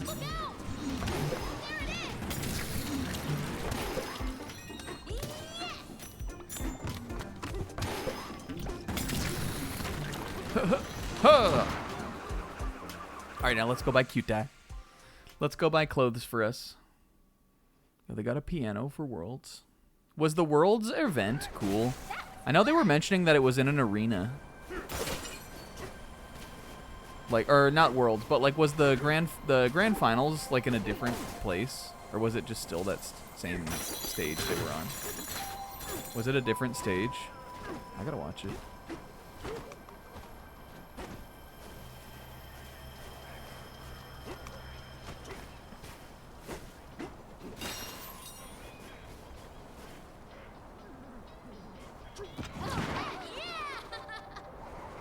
Gojo. We got any Gojo Sky in this level? No. What if Gojo had... There was a part in JJK where Gojo had to go to a frozen wasteland. That is cool. Was there Trick Room on one of those teams? Because neither of them were using Ice Rider. Again, I know one of the teams has Ursaluna, and Ursaluna a lot of the time likes to be in Trick Room. Oh, the Lunala team, I guess, probably would have had it, right? Maybe?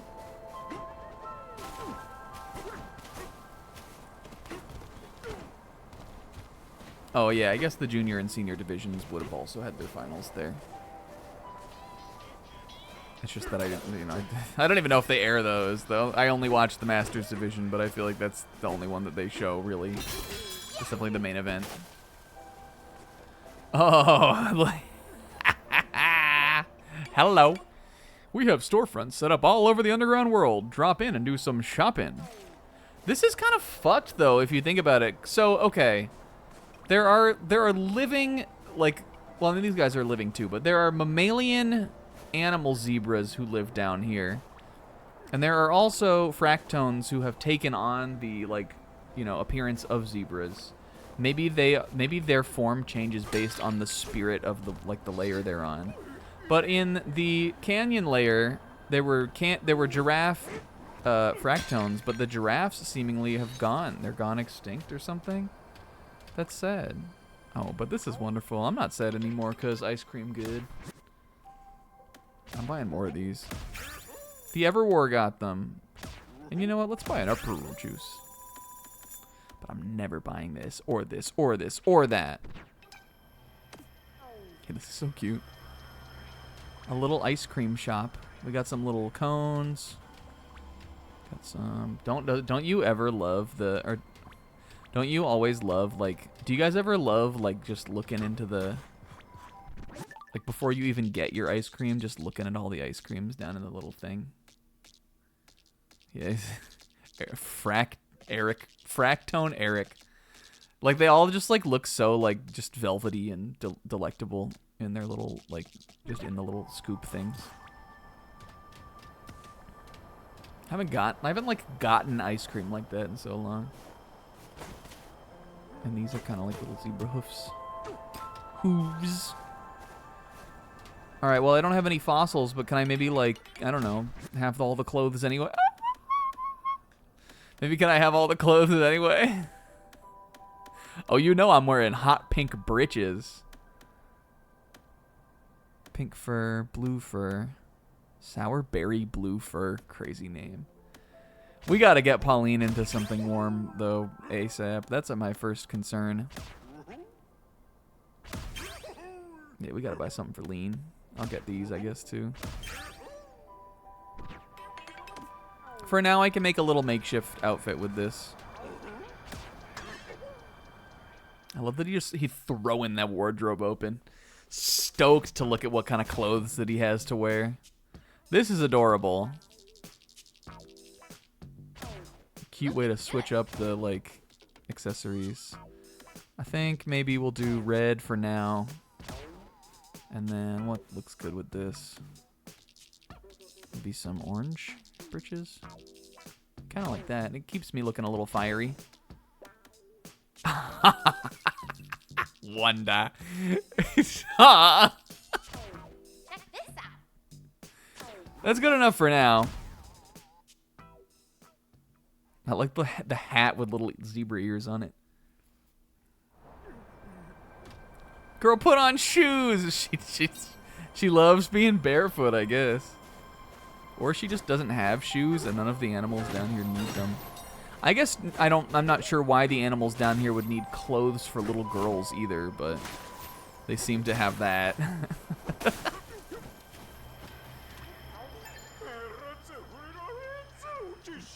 Baddies took over the cooling tower. Help us out, brah. Go fight for us.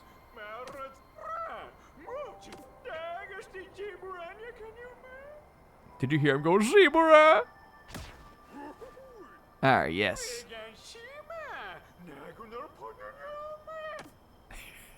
It's an insane fucking voice. Go check out Fruit Stripe Cavern. I think we'll do that before the end tonight. But first, let's think. So I don't want to go like too crazy hard on this level. I think we'll maybe kind of keep our exploring to over here first for a little bit. And then we'll continue along the path to the Elder. Or we could just do that now. Do we want to do that first? You know what? Let's. Because I don't know how long that will take. And then we can kind of clean some stuff up over where I was just talking about before the end. I know we said we'd go a little later today because we started a little bit late. But, like, now that I'm thinking about it, I'm like, dang. It's going to feel so nice for me to get in my bed. I don't know. It's like... Oh, I thought that was a fossil. It's not good for me to, like... It's not good for me to stay up that late. I found this, though. Pow! I knew you could do it, DK. Oh.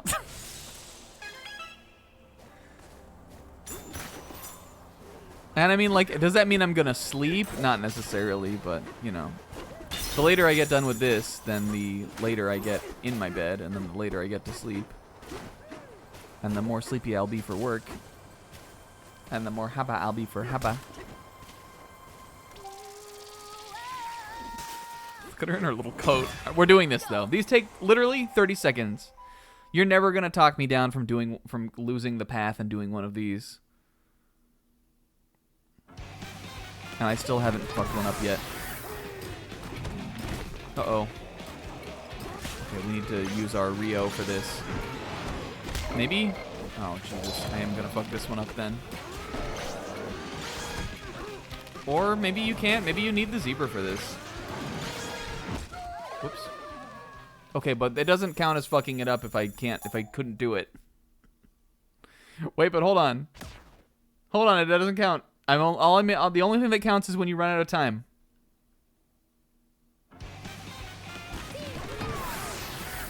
Hope. Can't do that. You can't eat propane. Can I, like, bully the big bully with the Rio? I don't know if I can do this. You may need to be. Oh wait, duh.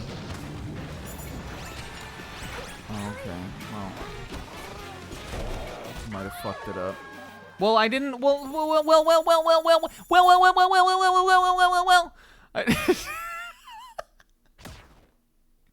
I didn't know it was gonna do that. Watch this. Out of my way. Out of my way.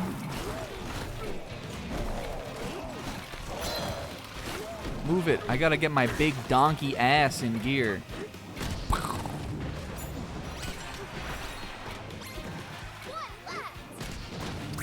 Get fucked. Always the last one drops a CD or a record. Without fail. One.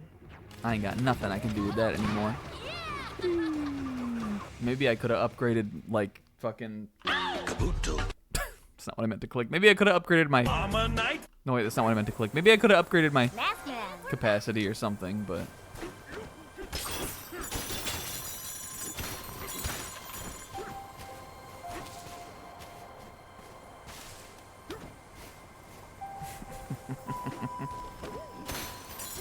And you know what else I liked? I guess I didn't mention this. You know what else I liked about City today? I like that Matsuri and Echan are being positive about things. I think that's so nice. Because I know it's going to be sad for them again by the end, but it's nice that now that they know, now that it's all out there and like in the open, they can just focus on being friends.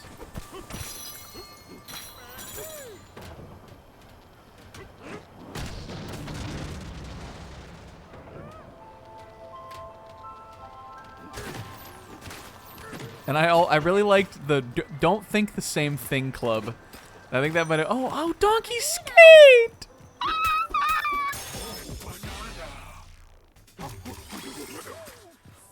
Look. We gotta get through here quick. Look at him go.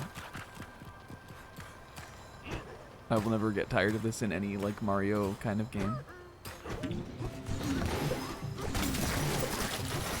What do these do down here? I guess they tear up the ice.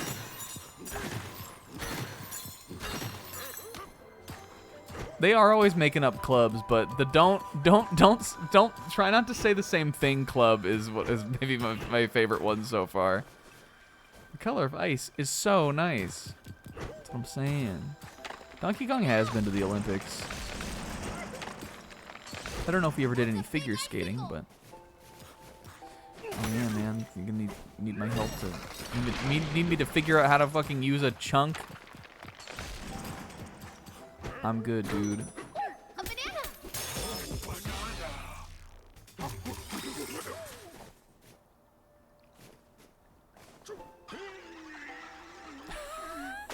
Oh, hilarious animation also. Wait, I need to see this in a safe environment. I guess it's the same as his, like, I'm slipping down a slippery thing. But it's cute still. Yeah, DK Bananza ice level. This is not what I thought we would be doing today, but I'm, like, having fun.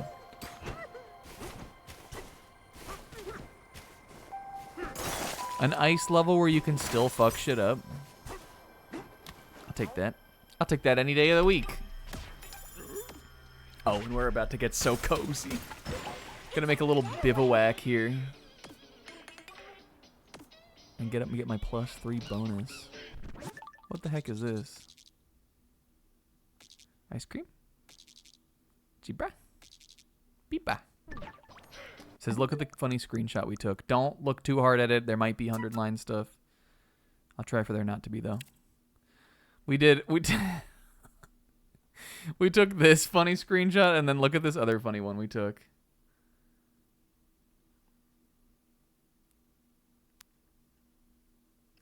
Yeah, I also saw some of that, too. And I think that's silly. I know a lot of Jewish people who took a birthright trip to Israel like 10 to 15 years ago. And I'm sure a lot of them don't support Zionism or, you know, like, You know. You know.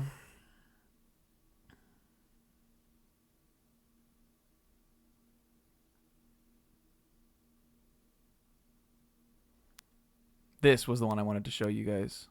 So isn't this a good screenshot? They were looking at the Chiquita sticker. But doesn't this look right out of a magazine? They were eat that. And don't look at my screenshots, Isaac, especially either. Let's look at the music we've gotten.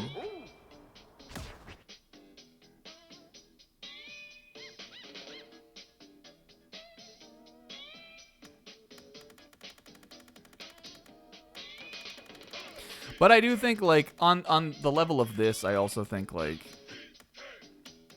Well, I don't know. I do think a lot of the, like... It depends, but I feel like when it comes to, like the most popular VGC player, a lot of the time people are just gonna want to be like, what can we, like, find on this guy to just, like, cause drama for no reason, kind of. All right, you know what what I'm realizing now? While I don't think a lot of the music in this game necessarily is like a lot of it is just kind of atmospheric. I don't think, like, all of it is necessarily, like, shit you'd be like, I gotta put this on in the music player. I do really like that the record's the little, like, middle part. I don't know what you call that. I like that they have the little art for it. It's cute. It's like how FF7 Remake has the, like, record sleeves. I like that too. Look how lovely this is.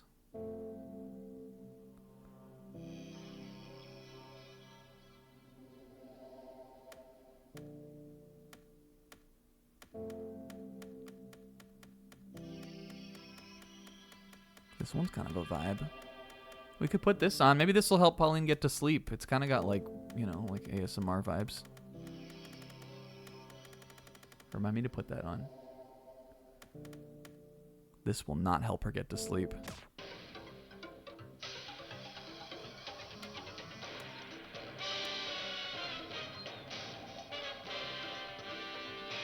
And these have all of the boss monsters on the little image, even though all of them are just kind of big rock things.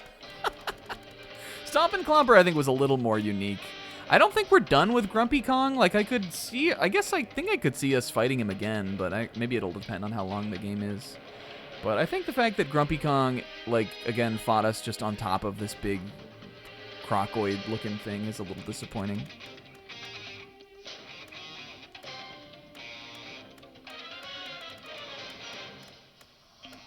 Even though it was funny when we buried him. I'm putting on the divide. Pauline, I'm gonna help you fall asleep. Did we already sleep here also? Did she say something? No, right? They're sharing Pokemon news? Okay. Me neither. Tell me about it. To hell me. You're supposed to count some kind of animal to help you fall asleep, right? Let's count zebras. It's worth a try. 1 zebra, 2 zebras, 1 beepa, 2 beepa. 3, 4, 5 zebras. They're too fast. My sleepy brain can't keep up. Better start over. What's the thing where in the Mitsuba arc where he's like, Hichikata-san. It's like killing Hichikatas for, like, counting sheep. 1 zebra, 2 zebras. Ah, that's adorable.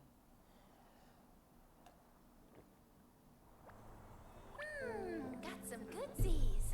Cute day. And now we're ready to start the day. And this is a more cozy little ice cavern for us. And if there were 2 zebras, it would be so fucking over for us. You're right, zebra.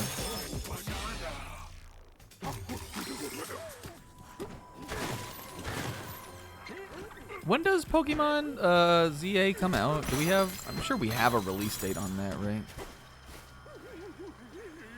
I want to know some shit I'm trying to hear about soon. Oh, right. It's his day. You wanna know some shit I'm trying to hear about? When the fuck are we gonna get a release date for Metroid Prime 4? There's gotta be a September Direct, right? Like, how is it possible that there couldn't be? Unless they just do, like, its own its own single trailer or something.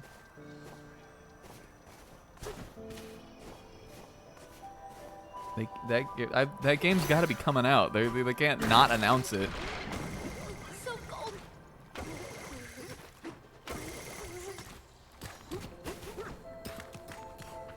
Megas. When's the next theme set then? How much longer do I have to get into Master Ball? When does the season end? I guess I mean I could see that also, just some dev hiccups, but I'm sure like it really seems like there's no way it wouldn't still come out by the end of this year.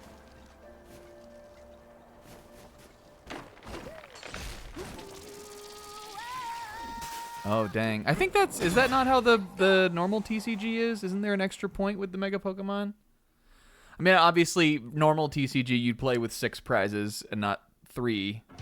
So that's extremely risky. But I'm sure that some of them are going to be pretty powerful cards if that's the restriction on them.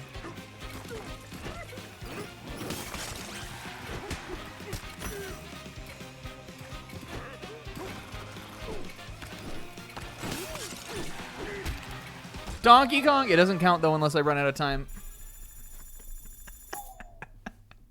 Okay, but if I fall, it doesn't count as a mess up. I still have never messed one up. Oh, okay. So would that be the next, like, main expansion then? Oh, look. It doesn't count if I fall, though. It only counts if I mess up. My gold!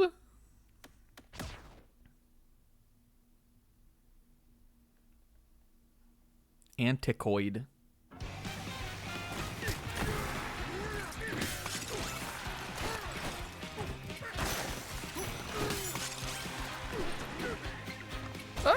I guess you really can't like climb up at all. The like gamer in me wants to do turf surfing here, but it's probably not necessary.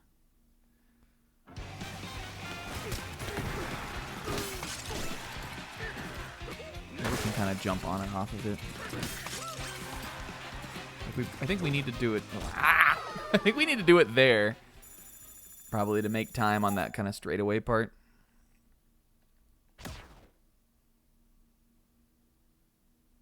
And then I'll jump off it and just swing to get the Antoids.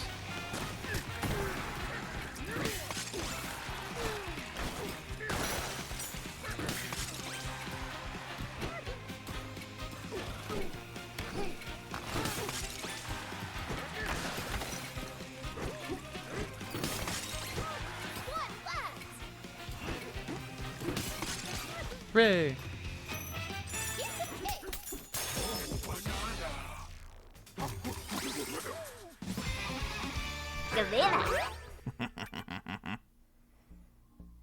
Do I ever want to level up collecting? Do we like this?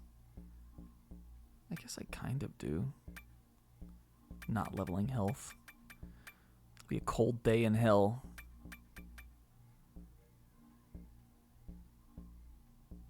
I kind of like the longer drum beat.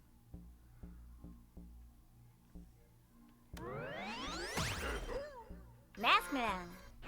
I don't know, why not? Maybe we probably should be saving our points for for like the zebra power I'm clearly about to get, but whatever.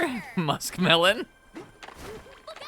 They didn't account for me having a funny new soundboard sound I can annoy everybody with.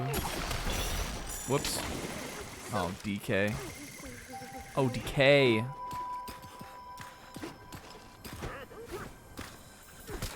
I don't even know how to use the Muskmelon. I guess all you do is you chest beat when you don't have any power, right? And it automatically uses it. Is that how it works?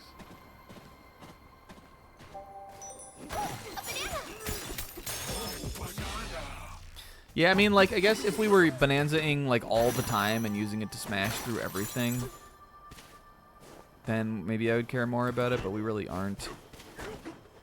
I don't think there's anything wrong with playing the game like that, but it feels to me kind of like you miss out on some of the more intentional design if you're doing that all the time. I prefer to kind of just use it for where you're supposed, like where you need to use it.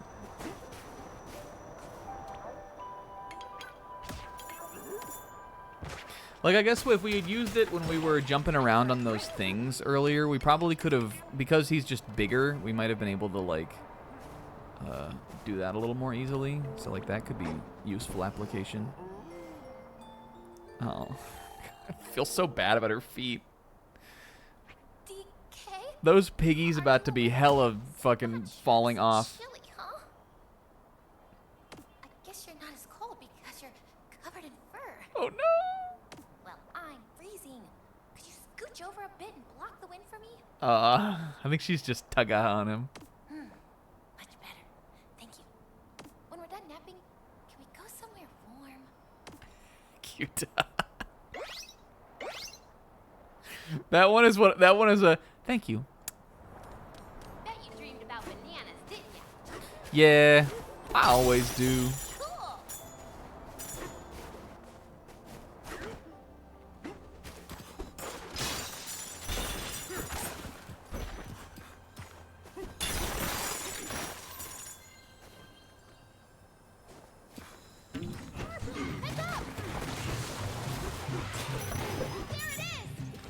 If I do, this will let me climb this, right? Nice one.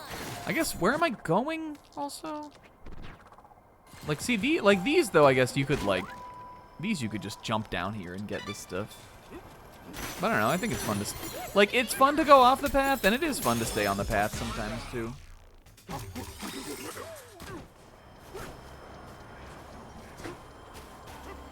I think you just kind of have to, like, decide what you want to do this time in this moment. Yo, we're cracking on these discs right now. We're cracking them. Sis, have you heard that one?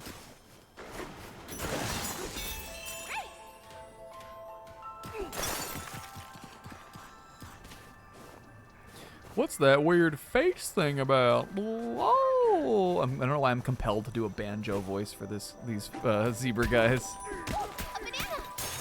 For the zebra guys. Oh, a cool striped cubby.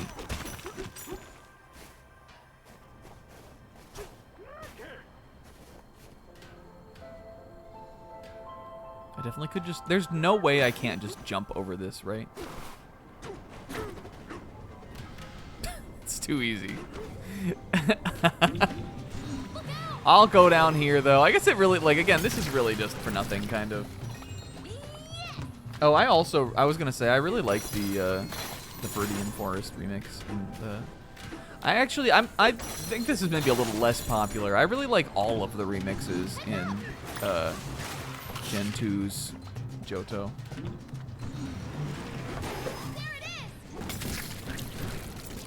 I know Pixel and Kingo like don't like the or like, I mean, I'm sure, I don't know about it. I don't think they like hate it, but I know Pixel and Kingo are not fans of the Viridian City one specifically. But I love that one. I don't think I love it more than the original Viridian City, but... Great job. Aerodactyl!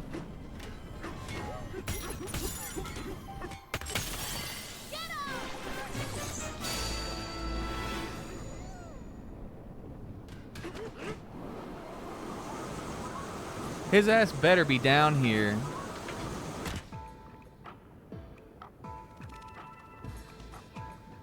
Ooh, we got a little moving song now. God, this is... Oh my god. Oh, this level's so big. There's a whole ass other town down here.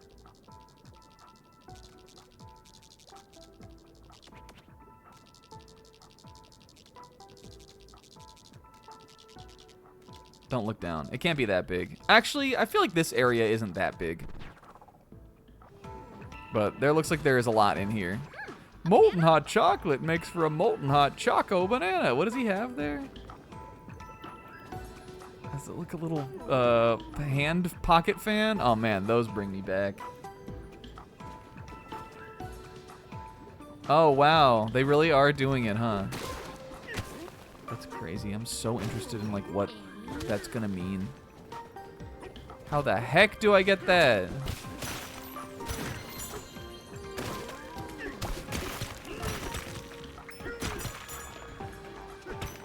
Maybe I can tunnel down to get it. Okay, the lava doesn't seem to kind of like flow like water or anything. It sort of just seems to stay in a little brick. Maybe I can. Is there any like real like dirt I can throw? Steady.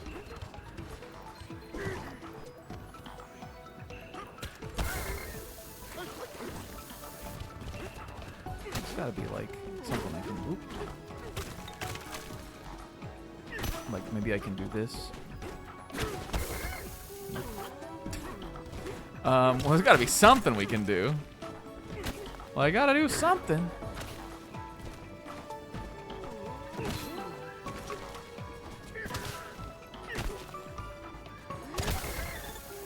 I hit it. You okay? Oh, what if I used Rio?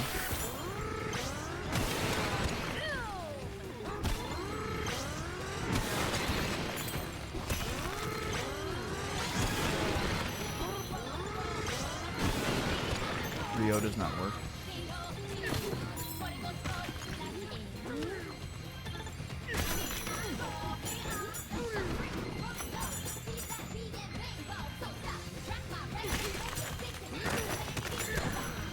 Not sure, like, what I'm accomplishing, but I think I can kind of just, like, I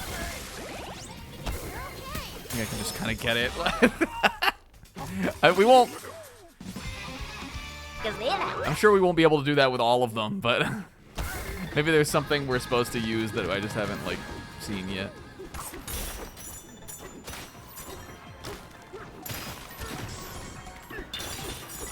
Dang, but all my fucking... I used my Uproar juice. Sea Lily. I like to see Lily.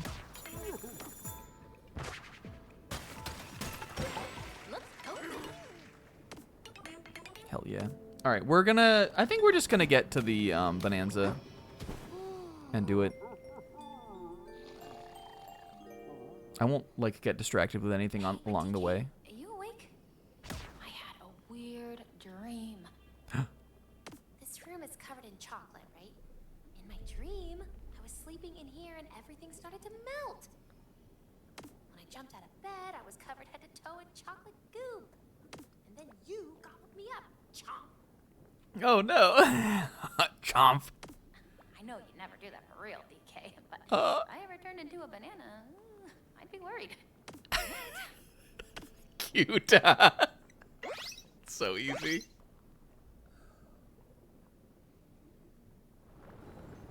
Just what we needed. It's never been easier. Funny. All right, well, let me get this.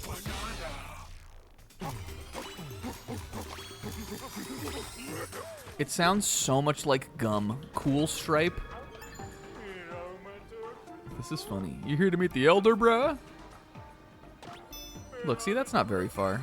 Cantor Creamery. I think you need to be wearing this. You need to be in the skivs if we're gonna be hanging out down here. Parkas is too hot for zebras in the molten zone. Whoa. See, I want to go over there, but I'm not going to. Oh God! What? Oh no! Mildred Ice Cube. We're stone cold. Also regular cold. Bah! Bah! I think I have to use him. Can I just have a chunk of your face? This is fun.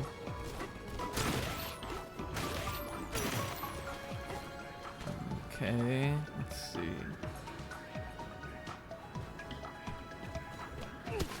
Let's see. You can hit this. Now I can do this. Why can't if I can surf? Yeah, there we go.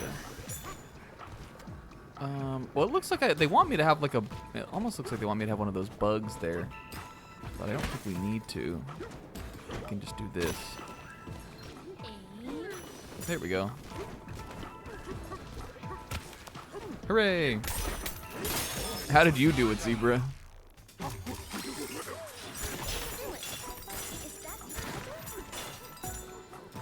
It's a disaster, brah!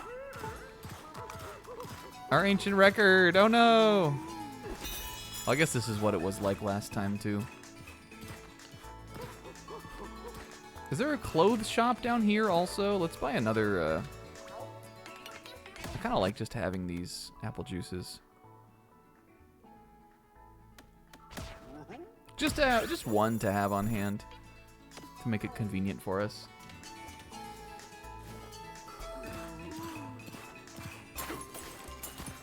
This guy is even crazier looking than the other guy.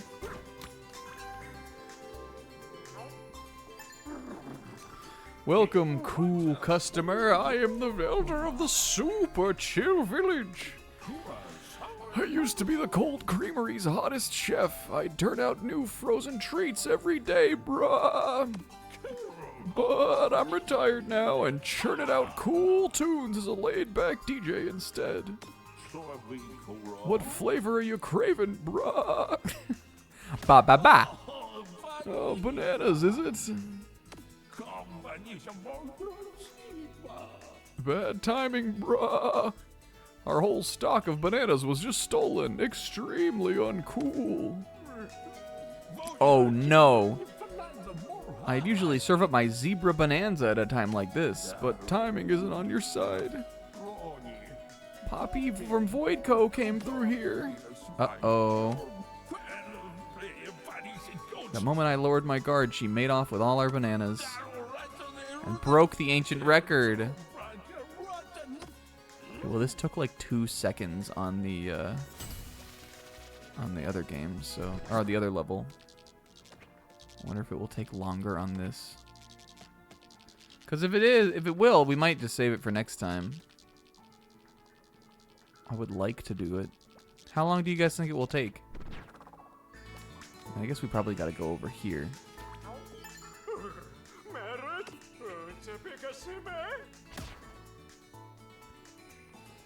There's one.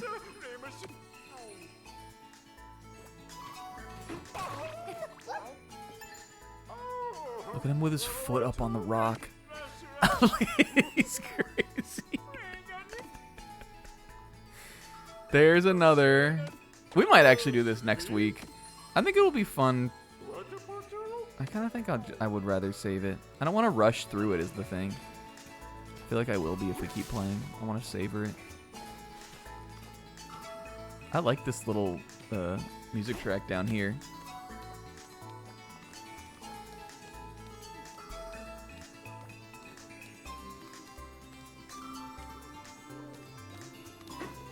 Funky nice. But don't think I didn't see you back here, you little thing. The Aurora Disco Deluxe. A total of 50 unique ingredients, each one sweeter than the last. Savor its many different flavors, and then savor its many different many different colors than flavors. Ooh, mmm. Look at her little Pete's. Look. There's so much more noticeable when she's wearing this big Gore-Tex coat. Look at her little Pauline Pete sticking out. The 50th ingredient was passed down to us by the Zebra Elder, but it's a secret. No way am I carving it in here, bruh. I bet it's banana. If it's not banana, I don't give a fuck. All right, well, we might just call it tonight then. Look at me. Donkey Menace. Hold on. This is like this is cute. This is oh, I got up here, but now I'm scared. I don't know how to get down, Pauline. This donkey doesn't know how to get down. I'm scared. I don't know how to get down. This is not a good idea. Do you work at a frozen treat shop too? Cool. Lizzie asking if I'm an Eric ice cream man. How dare you? I love Eric. Pauline, it's time to end the stream.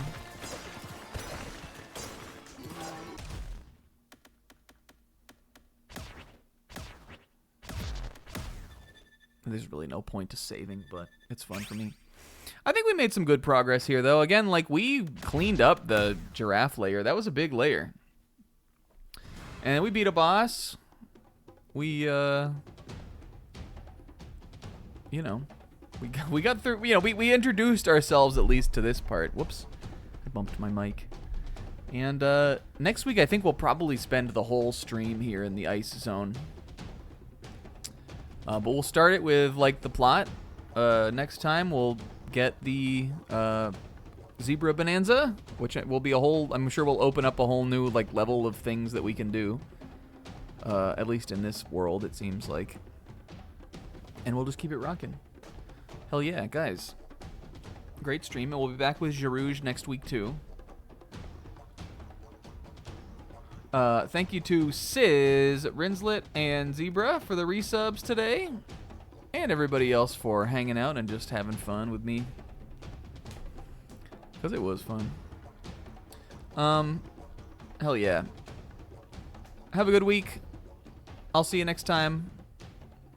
DK Artist, we'll make something new for next week. I'll make something chili inspired. Actually, let's hold on. Is there a new thing I can get on here? Let me just check this real quick.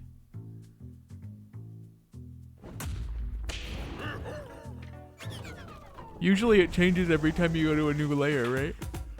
Or every couple? Do I have a zebra I can paint? Maybe like an Adachi zebra or something. Oh, chili's in the zebra level? It basically is. We have the fractone.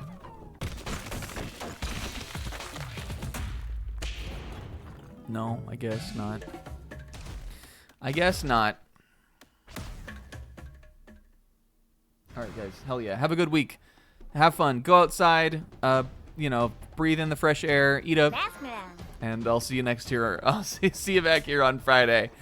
Big love. Bye-bye. We can do whatever we want. Bye.